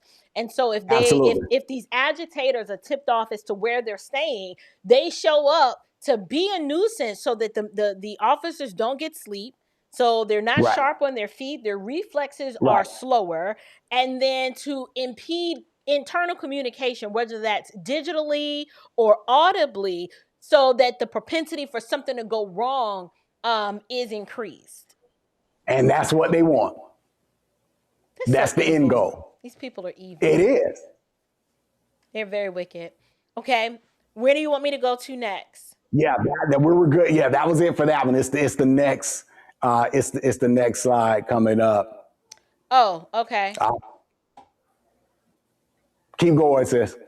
It's playing. It'll Okay. Yeah, when you scrub it forward. So Officer Amy Capriel was who. She was the one in the video that I used in my Facts Over Feeling segment back in 2018, who was killed in the very same situation when that Jeep ran her over. And this is why the agent fired like he did. And this is why it's not that there's some federal cover up. He is in the right. It doesn't take 3 weeks or 6 months of an investigation to prove that what happened. So when people put a face to these officers and how their lives were ended is why this is important. So she was killed the exact same way in the same situation that Renee Good put that agent in. Wow. She was hit by a vehicle? Yes, they were robbing a house, and she stepped out of the car in front of them, and she was standing to the side. And like I said, people play these games like we're living in the Matrix and they're the Avengers. He just shifted that Jeep Cherokee just a little bit, she could not get out of the way, and they ran her over and crushed her and killed her. Wow. Let me try to make some more room for, we got a few super chats that came through, but I can't read Yeah. them. This one is from Layla. Okay, blah, blah, blah. Thank you so much, Layla, for your support. Layla says, I am fully persuaded America's enemy is on the, come on, sis, is on the inside. The Democratic Party, Yeah. aka the Demon Party, are only Americans in name. They are destructive. I think both of us, Sister Layla, would agree with that assessment. We are this is Absolutely. a smokeless war that we are in. We have been infiltrated and we are being subverted from the inside. So, Correct. for example, China doesn't have to fire a shot or launch a missile. They've already effectively indoctrinated enough of our people and used a smokeless warfare, i.e. through this cultural Marxism, to destroy us from within. I absolutely agree with that. Thank you so much for that super chat. Then we have Sister Ruth again. Thank you for your support. She goes, also, April, Renee's father-in-law said that she disobeyed the laws. He is coming for his grandchild. I don't blame him. These Yes, women, he did. these liberal white women and many black too, they become radicalized. And it's the whole mystique of the orangutan, the female imbecile who can't manage her misery. They need a cause. They need something to silence the inner testimony of their own conscience that says you've made poor life decisions and you are incredibly miserable. So you need a cause to hit yourself to in order to throw yourself in head first. And you're willing to die for it just to silence Absolutely. that inner misery. This is why they're showing out. And I hope Correct. that the Lord is gracious and kind enough that he will get custody of his grandbaby and can raise her in the fear and admonition of the Lord in order to course correct some of the damage that has been sustained by her mother and her same-sex Partner. relationship. Yeah. Now, let me touch on that also, April. He needs to, and people were saying that this is President Trump being heartless again when he said the other day that the partner needs to be charged. Yes. She did tell her, drive, baby, drive.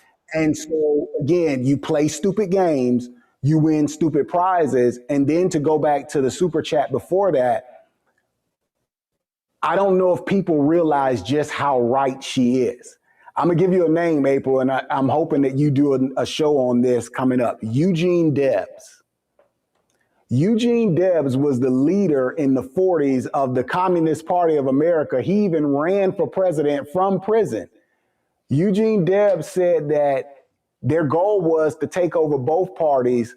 They had already had the Democrat Party. That was in the late 40s. Wow. Eugene Debs. Looks like we're going to have to do a show.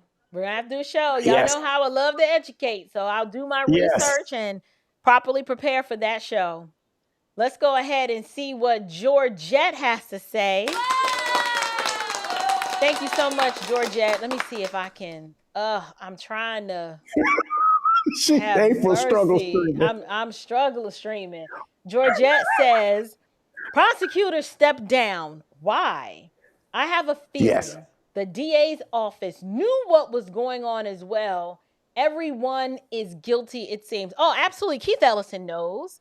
I am convinced the reason why Tim Walz is not running for re-election is because he knows once the feds come in, he is going to be implicated in terms of having prior knowledge of this fraud, in addition to having personally benefited from the fraud. That's why he looked away and allowed it to happen. Same with Keith Ellison. So because of that, they need this chaos to continue going, and they use it as a shield because they know if the federal government ever gets their way and peeks behind that curtain, they going to jail.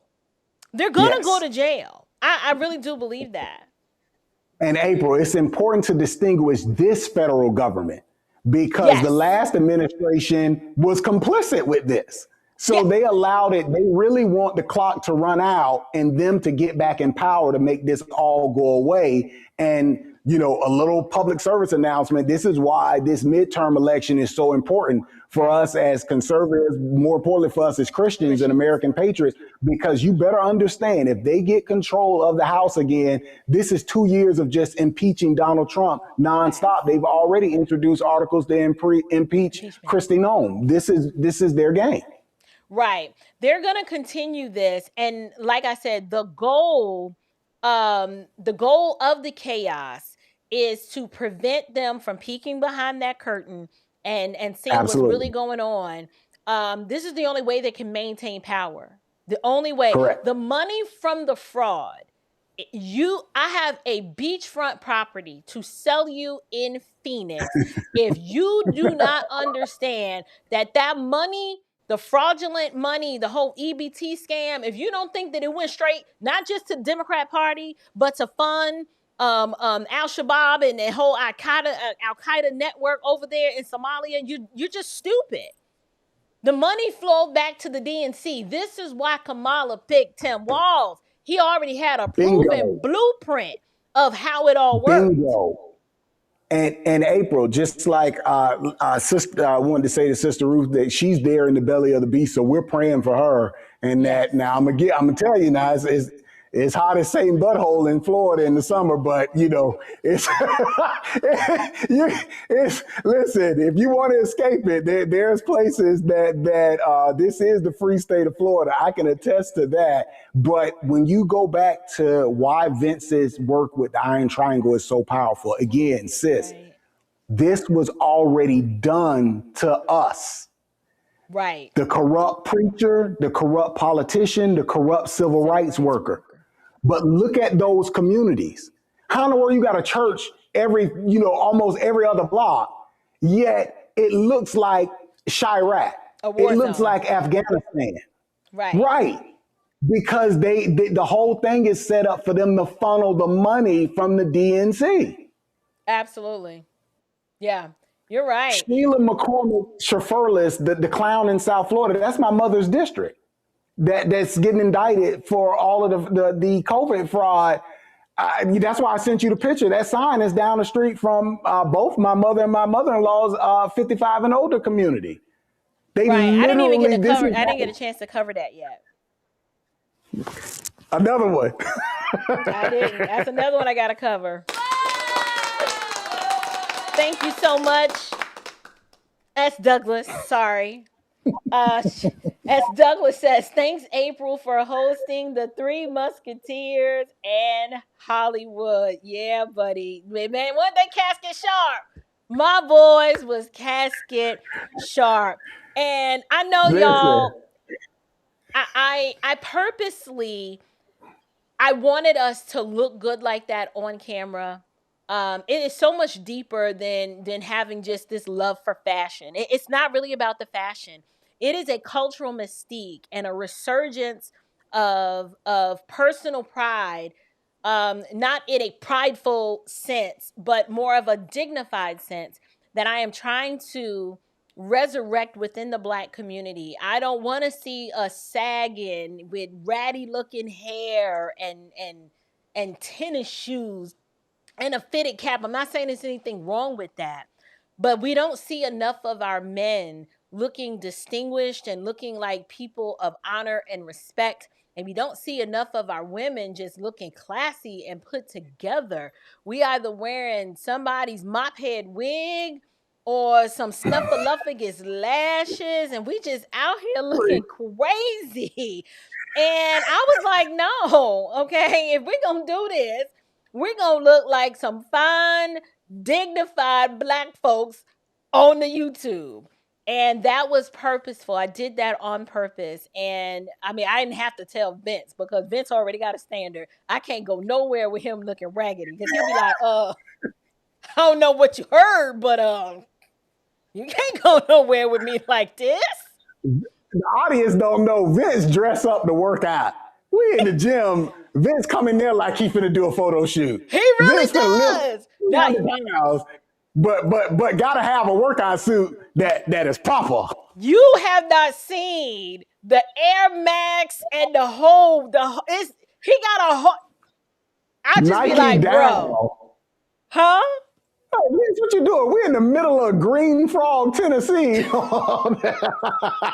And Vince step out there, Nike Air Max down, and I was so pleased, not only with the production quality, I knew what the message was going to be when you guys put it together. But y'all know I'm the tracksuit king. Y'all looked so good the other day. I said, I got to break out the Velveteen tonight. And y'all know ain't nobody can buy off the rack at Walmart like Hollywood can. Listen, you wearing that Walmart special, okay? Like you own it. You own the Velveteen, sir. No, you. I was actually impressed, and I didn't even get to compliment you on the sport coat. I did it. I'm so grateful. Thank you for helping elevate the style. Okay, you Chuck called understand? me out. When Chuck put on the suit, I'm like, all right, teach him, Chuck. All right. Yeah, Chuck cleaned up really, really nice. And that's the thing. Chuck was like, "Y'all act like I don't know how to act." I was like, "No, I knew he was. I knew he was gonna come through." Now I was expecting Chad to show up in a smoker's jacket because of the cigar smoke. Y'all, my throat ain't been right since. It's not gonna be right for another week. This man, I'm like, you about to give me throat cancer up in here. Lungs is ashy. I've been taking colloidal silver and Maline leaf, just slippery elm, marshmallow root. Girl, we felt bad for you. I'm like, okay, I don't know whose idea started that, but we got to go with something else other than the cigars. I'm like, we got to stop the stogies. That was Chad's idea. I wanted to accommodate my guests. And I was just like, bro, how can you breathe? If you hear it in my voice, I'm gasping for breath. I'm like, okay, so y'all know. Sounding like Marge. Homer. Why are we clowning? It's too late for this. Oh, God. This woman said Marge Simpson. I sound like Marge. Voice needed some straight lotion, but I had fun. I did. My voice was ashy, though, awesome. for a couple of days. It was awesome and timely. So I'm like, yeah, Awesome. I'm very pleased. Thank you. Well, you know these live streams can go, and I don't even know how to sustain an audience. I don't know why y'all still stick with me for 2.5 hours, but I am grateful for it. But I didn't bring my lip gloss down, and my lips is dry, and that's why I keep, you know what I'm saying? Skip forward. Skip forward to this. Go.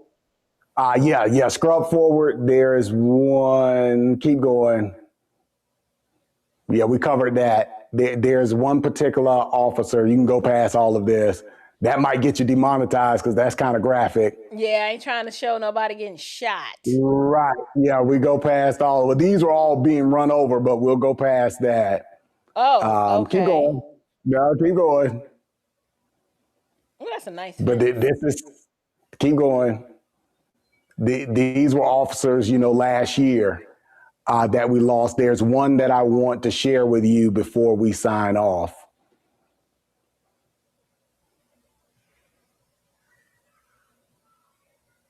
That right here. Go back.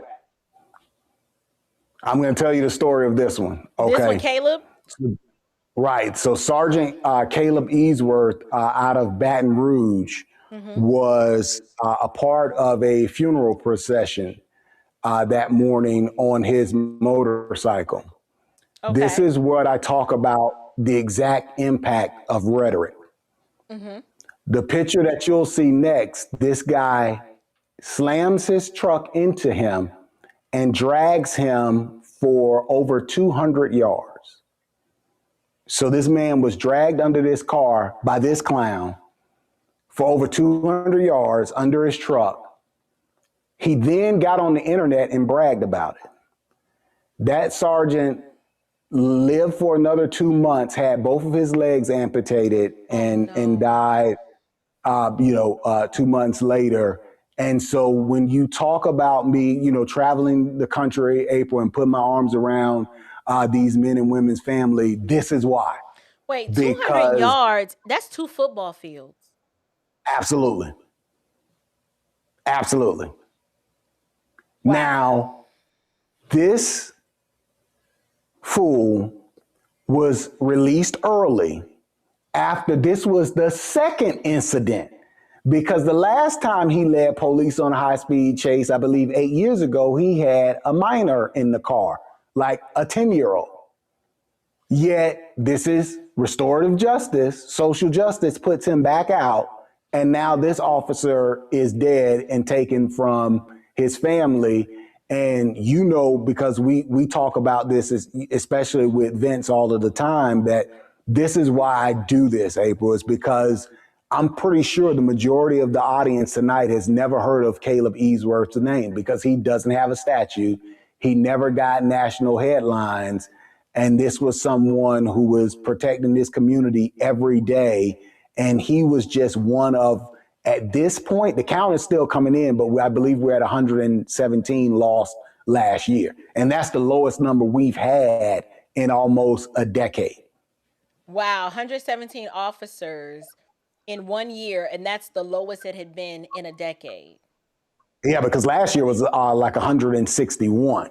And think about it. You never hear these names for a reason, because they can't profit and cause chaos off of the narrative. Right. But when you lose those peacemakers that maintain law and order, you want to see a society turn into the purge. You know, it can happen faster than I think a lot of Americans realize. And I think the Lord is being merciful to us, April. And I say this because we are in our lifetimes, in the past 6 years, what he's allowed us to see, how the enemy operates and the playbook that he runs, and have placed burdens on people like us to explain this and confront it. We literally had, you know, of course, I was born and raised in South Florida. You know that. I was 3 years old when the Mariel boat lift happened. So you know, all the Cubans getting exiled out of Cuba. And so I went to school with a lot of Cubans. Do you know why they hate communism? Because they had to live under it and escape Castro. Now, by the time I was in the 11th grade, Venezuela fell. So then you had an influx of Venezuelans into South Florida. Amazing, hardworking people. But look at the dynamic we saw. Those people were in the street crying out in front of Mar-a-Lago. And had I not been recovering over a cold, I would have been out there celebrating with them down in Boca. But they are so happy to have the opportunity to get back what we take for granted as natural born American citizens. And those people know it because they've had to suffer and they know what it's like. They throw the word dictator around and fascist. They've never lived under it. Yet people die to try to get here to escape it. And that's the same thing you would see if you saw all of the cops defunded and they just said, okay, it, like Vince warns, it will become the survival of the fittest overnight. And a lot of those same people don't stand a chance, just like what Sister Ruth was saying, what happened in Minneapolis in those autonomous zones. You're getting, the Lord is allowing us to get small pictures, April, and he's warning that this is not what we want. Right. Well, what's so amazing to me about this is that when you have incidents like this happening, the morale of the existing officers is lowered. People will opt for an early retirement, and it makes it harder to recruit new officers. Correct. And so people think that these situations can just happen in a vacuum and that once it all blows over, we'll go back to normal. It's like, no, this changes the perception of policing to where men are like, why would I sign up for this? It's a thankless job. Right. And then the other side of that is, so like you said, April, that does not happen in a vacuum. And so then, and again, that's why I wanted you to meet Sheriff Bruce Zukowski, and then you got to share with him and him with you what they're dealing with in Ohio, because Ohio was also one of the states. Remember, they're eating the cats and the dogs. That's an hour away from him. So that, you know, they have problems now where they're exposing all type of fraud that took place in Ohio, right? But it was what he was saying is when you have that vacuum and you get numbers so low, you start having to lower your standards. Then, and that's really what the activists want, because then you're increasing the chances that something goes sideways when you have someone who is overwhelmed and who has not been properly trained, and this is really not their calling. When you start getting people that just wants to collect a paycheck, this is when you start getting into trouble. And I'll tell you where we saw it play out. All of the outrage, April, about the Sonya Massey situation outside of Chicago, right? And they were saying, again, rightfully so, them criticizing the officer. I'm with you. They were like, well, and some of the activists pointed out, well, he had been fired from 2 other jobs. You're right. Yeah, they are 300 officers short. I mean, they were willing to overlook an indiscretion. Bingo. Yeah. And this is what happens. And this is the problem you create when you lose all of the good ones. Oh, they will be replaced, but it won't be who you want it to be. It won't be the cream of the crop. Right. Let me grab this super chat. Oh, I'm trying to. I don't mean to cover up your face, but it's the best we can do. Shout out to Sister Layla again. She goes, as President Trump works hard to put our country back on track and make America great again, the most important thing we can do is pray that the precious blood of Jesus Christ speak and covers him. I agree. Well, the biblical admonition is for us to pray for our leaders, whether we like them or not. Yes. So please believe I was on my knees for President Biden. I was like, Lord, have mercy. I don't know how you kept us while a sock puppet who was mentally somewhere else was in charge, but it was the grace of God that kept us, right? You want our leaders to put our interests first, and for somehow the heart of the king to be malleable and turned the way that the Father wishes. And the same with Trump. You don't have to like Trump, but to want God to remove his hand from him is crazy. If the policies that he's advocating for are good and beneficial and promote the flourishing of Americans, regardless of our ethnic expression, why would you want him to fail? Why would you not want him to restrain the lawbreaker and to bring justice to those who've been harmed? So it really exposes the ideological warfare that we are under and the spiritual warfare that we're under, that people who claim the name of Christ can't see how this is so wrong and how what ICE is doing is right. Right. Yeah. Absolutely. They can't see it. All right. So it is 10:29. Okay.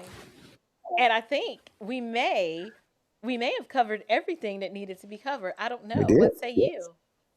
Yeah, yes, we absolutely did, April. And it's again that final warning and encouragement for people is the one thing that we can do, April. We know how Nick Sorter and Nick Shirley's work there in Minneapolis on the ground has gone super viral.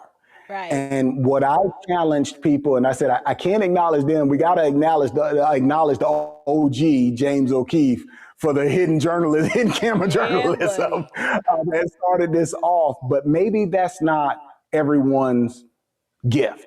Right. But what you can do is the clips that we showed tonight, April, this is literally network news lying in our face.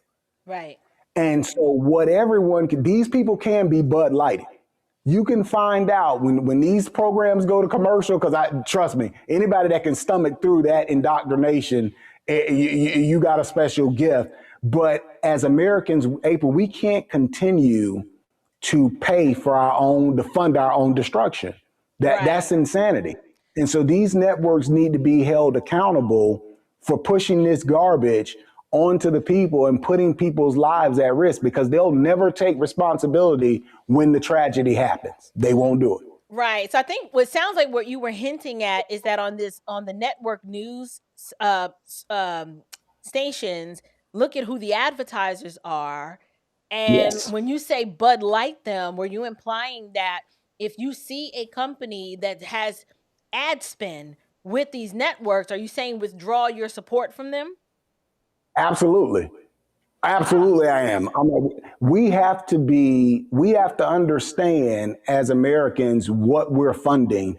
And again, Doge blew the lid off. It did. And so with that, we're responsible. That's a part of stewardship, that these companies think that they can do that, just like these leaders in Minnesota did, because they felt that nobody would ever know. They wouldn't get exposed. And the longer you allow that to happen, then the bigger the fraud gets. And so, yeah, you saw how Bud Light reversed course, and you saw Target. That's why Jamal Bryant over there crying, y'all playing in our faces, playing in our faces. You promised us $7 million in a DEI, because Target realized they're losing money. And that at the end of the day, it's about the bottom line. So, yeah, when you start putting pressure on these people, that bottom line is being affected. It's amazing how they'll see the light. Right, right. Well, Henry, please tell the audience, how can they learn more about your organization, Support Our Shields, and the type of support that you need and you're looking for to continue the work that you're engaged in? Absolutely. Again, April, my sister, I thank you again for the opportunity. My first appearance on Unshakable. Right, you've been on the Stand of the Truth, but you ain't been on Unshakable yet. Yes. The website is supportourshields.com, and on social media at Support Our Shields. The subscriptions are important. You have been teaching me, and I thank you for, your mentorship and our family relationship of how the importance of being monetized. I don't think we shared this public, but because of the work that we did back in 2024, I lost my largest church contract. So that was literally $40,000 gone in a single year. So that hurt. And your audience doesn't know, but you and Robert have been researching and strategizing ways that I can do this and take it to the next level. So, of course, all the support, any donations are greatly appreciated. Last year, I honored 24 officers across the country, and Sergeant Easworth is definitely, April, you got to be there with one and see it in person, what it means to those officers when they have no idea, I'm not law enforcement, comes in and gives that testimony. You see some of the biggest machoest men tear up, and then April tears up. Listen, let me just tell my audience. So the reason why I'm so passionate, like you guys, I don't advocate or ask you guys to support a lot of initiatives and a lot of organizations. I understand, people, it's hard out here for a pimp, right?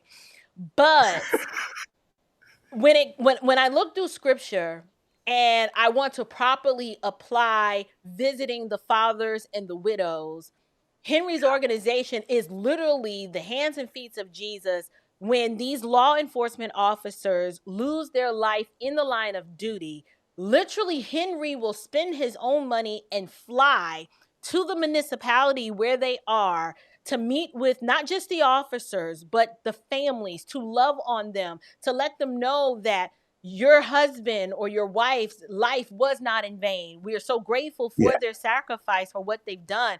Henry, tell them what you typically will do when you meet with these families and meet with the local police departments. Yes, I always start, April, with telling them, like you said, that officer's life wasn't in vain, because I'm one of the lives that have been changed by that calling. And then I share with them, the presentation, the plaque that I created honoring that officer's end of watch, and explain to them why I share it. And then I ask, how can I serve them? Because every situation I'm finding out is different, April, and you've been, like I said, you and your family have been a blessing to us to see that, April, this has opened doors that I could not have imagined, like you to literally in a year go from a former segregated sundown town in Louisiana to a Native American reservation in Arizona. They have one thing in common. They lost a community servant, and they are in need. And when someone comes to them and shares that and says, how can we, serve and help out? These are not large departments. A lot of the ones I focus on are not large municipalities for that reason, because they get left out. They don't get the attention. And this is, like you said, how we literally bring the love of Christ to them, and then to pray with them, in person at that time. I like the things that the Lord has allowed me to see through this. I spent Christmas actually this past Christmas, not with my family, but in Pennsylvania and Virginia for that very same reason. Christmas Eve, that department lost 3 officers in one day, 3 detectives. And so that totaled over 10 children, 4 grandchildren, and that small community in central Pennsylvania has been devastated. It's no other way to sugarcoat it. So all of the love and support that they can get, it means the world to them, because we can take it for granted because we're not directly impacted, but those people's lives came tumbling down, and it was basically those detectives, those officers left home that day and they did not return that night. And psychologically, sitting with those widows so many times, I can tell you that takes years to recover from. And that's why this is so important to me. And not just the widows, but the children. Absolutely. They see daddy leave for work and thinking, oh, he's just going to come home and he'll be there when I get there. And that doesn't happen. And so I really want to encourage my audience. So Support Our Shields has some really, really major things coming up in store. For example, Henry's going to be expanding his channel. And he's going to be doing something that all of us can enjoy. But I want to encourage. All right, let me set it up. Right. Okay. So Henry is going to start doing. Robert, my husband, it was like, you know what? One way to support the mission and the work that you're doing, Henry, since you get access to so much intel and you get the body cam footage of all of this, he said you should start doing reaction videos to all of these negative police encounters on your channel. And then the monetization from that can fund the work that you're doing so that you can continue to go and visit with these officers and meet with the widows and just love on them and gift them with the things that they need. So if you are into watching orangutans crash out at traffic stops and just go crazy, like I love watching a good dash cam police encounter. I'm going to encourage you guys to what? I do. I just want to encourage April. Listen, because for this, we're going to give them a sneak preview because, for being an ass clown, you cannot get a mic drop. So I have had a customized ass clown award created. And so every episode says somebody is going to get one of these for being a complete ass clown. You're going to you play award stupid them games with and win stupid prizes. You are crazy. So I brought that up for you guys. You have to do 3 things for me. You need to go over to the Support Our Shields channel and you got to subscribe and hit the notification bell. Because when Henry starts doing these videos, every time you watch that video, not only will you be entertained, because you will be entertained, but just watching it supports the wonderful work that he's doing. So it's for a good cause. And then you'll also get it's a 2-pronged approach. You're watching the entertaining dash cam footage, but he'll also bring you the stories. It's one thing to do, reaction videos to dash cam footage and police encounters, but it's another animal to say, all right, it was funny watching them apprehend Taquayshawn and them, but this officer right here, he ended up not surviving, and we need to tell the stories of these fallen heroes. So this is why I want to encourage you guys to subscribe to the channel, watch the videos, check his community posts out, follow him on all social media platforms, because the only way for me and you and Henry to become and remain unshakable, we have to support one another. And we could all be out here making all kinds of content, but what Henry is doing is meaningful work and it's God honoring. And I really, really want him to get the support. So if you want to donate, go to supportourshields.com, watch the content. Let's get that channel ripping and rolling so that the church, the people of God, can say, no, we're the ones that take care of the orphans and the widows. And Yes. we're the ones supporting law enforcement and following the admonition of Romans 13, because these men and women do not bear the sword in vain. Right? Absolutely. Right. Well, Henry, Absolutely. you the big homie. Please hug and kiss Chris for me. Tell her I love her and I miss her. Can't wait till we come down there and finish working on the documentary. What you got? Before we forget, of course, now, yeah, I didn't tell you about this before, but I wanted to tell you how blessed we have been, especially last year with the growth of Unshakable. We gave you a hard time with the rebrand. Y'all do not know, between Robert Chapman, Vince Ellison, and Henry Morris, April was getting info all over the place, getting criticized, constructive criticism, and you took it. And to see where it is gone, to see us spending the last year and a half on the road. And, you know, we got to be careful now because people come up to April. So I told Vince, we the Pips, and she Gladys Knight. when you go I'm leaving. we go on that midnight train to Georgia.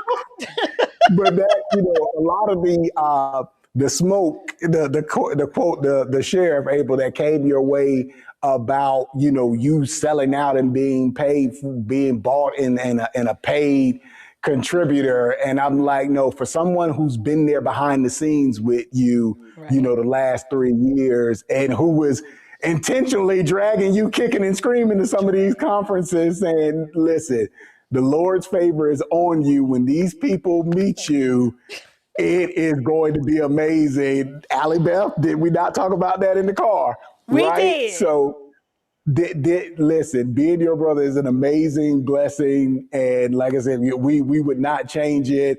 And we're going to get April and Vince down here in Bear Country. And if y'all don't see them, can we shoot? I want to shoot some coon. Can we shoot some coon? I want to shoot some coon. Yes.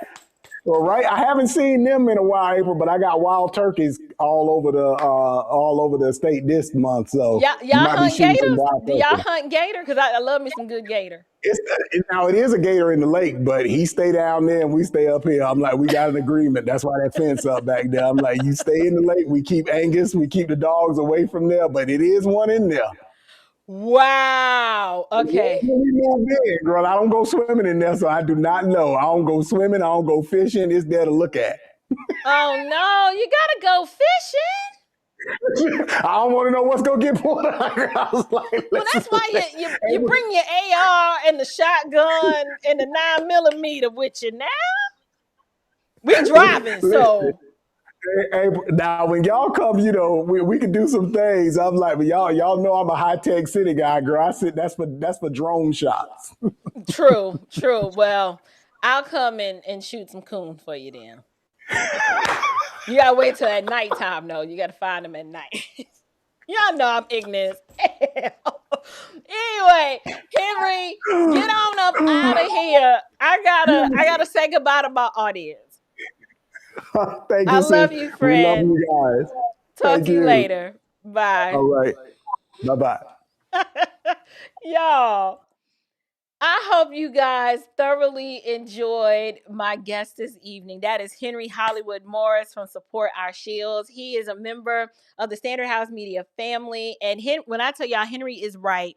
He has really pushed me. I don't really talk a lot about, you know, all of the sometimes the self-doubt and the pressure that I experience behind the scenes, but it's really because God has connected me to some amazing people who've been incredibly supportive, and they don't just tell me what I want to hear. They will push me and say, you are not really operating in your full potential. We know you can do better, and we know you can be better, and we're not going to let you be mediocre and average. And they push me, and I go kicking and screaming. Okay. But I'm just grateful. I'm very, very grateful for all of my business colleagues and relationships that I have, because it's so hard to come by in a world where everybody tends to be very self-serving. It's hard to trust people, and I'm very guarded. I don't, I can't TikTok. The game is locked. Okay. I just don't let you in like that. So if I let you in, you're in. And we have become our own little like media mob crime family amongst ourselves. There's a sense of loyalty there that you're not going to find or experience anywhere else.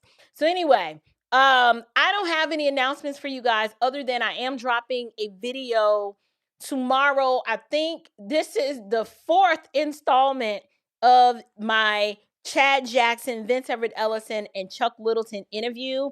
They're going to be talking and get a little heated. They're going to be talking about the Civil War and states' rights and whether, Abraham Lincoln was a good dude and secession. And it really is a highbrow, high level conversation. And I'm not going to lie, for some people, they might be like, ooh, this is a bit much for me. But it was a riveting discussion. And I am just blessed to be connected with such intelligent and God-fearing and just good people. These brothers are really, really good people, and I'm pleased and blessed to work alongside with Chad because it took a lot of courage and it was a huge risk for him to embark upon the project MLK Motives Unmasked. We really put ourselves on the line. We open ourselves up to all kinds of criticism and attacks, but we do it because we care about the truth.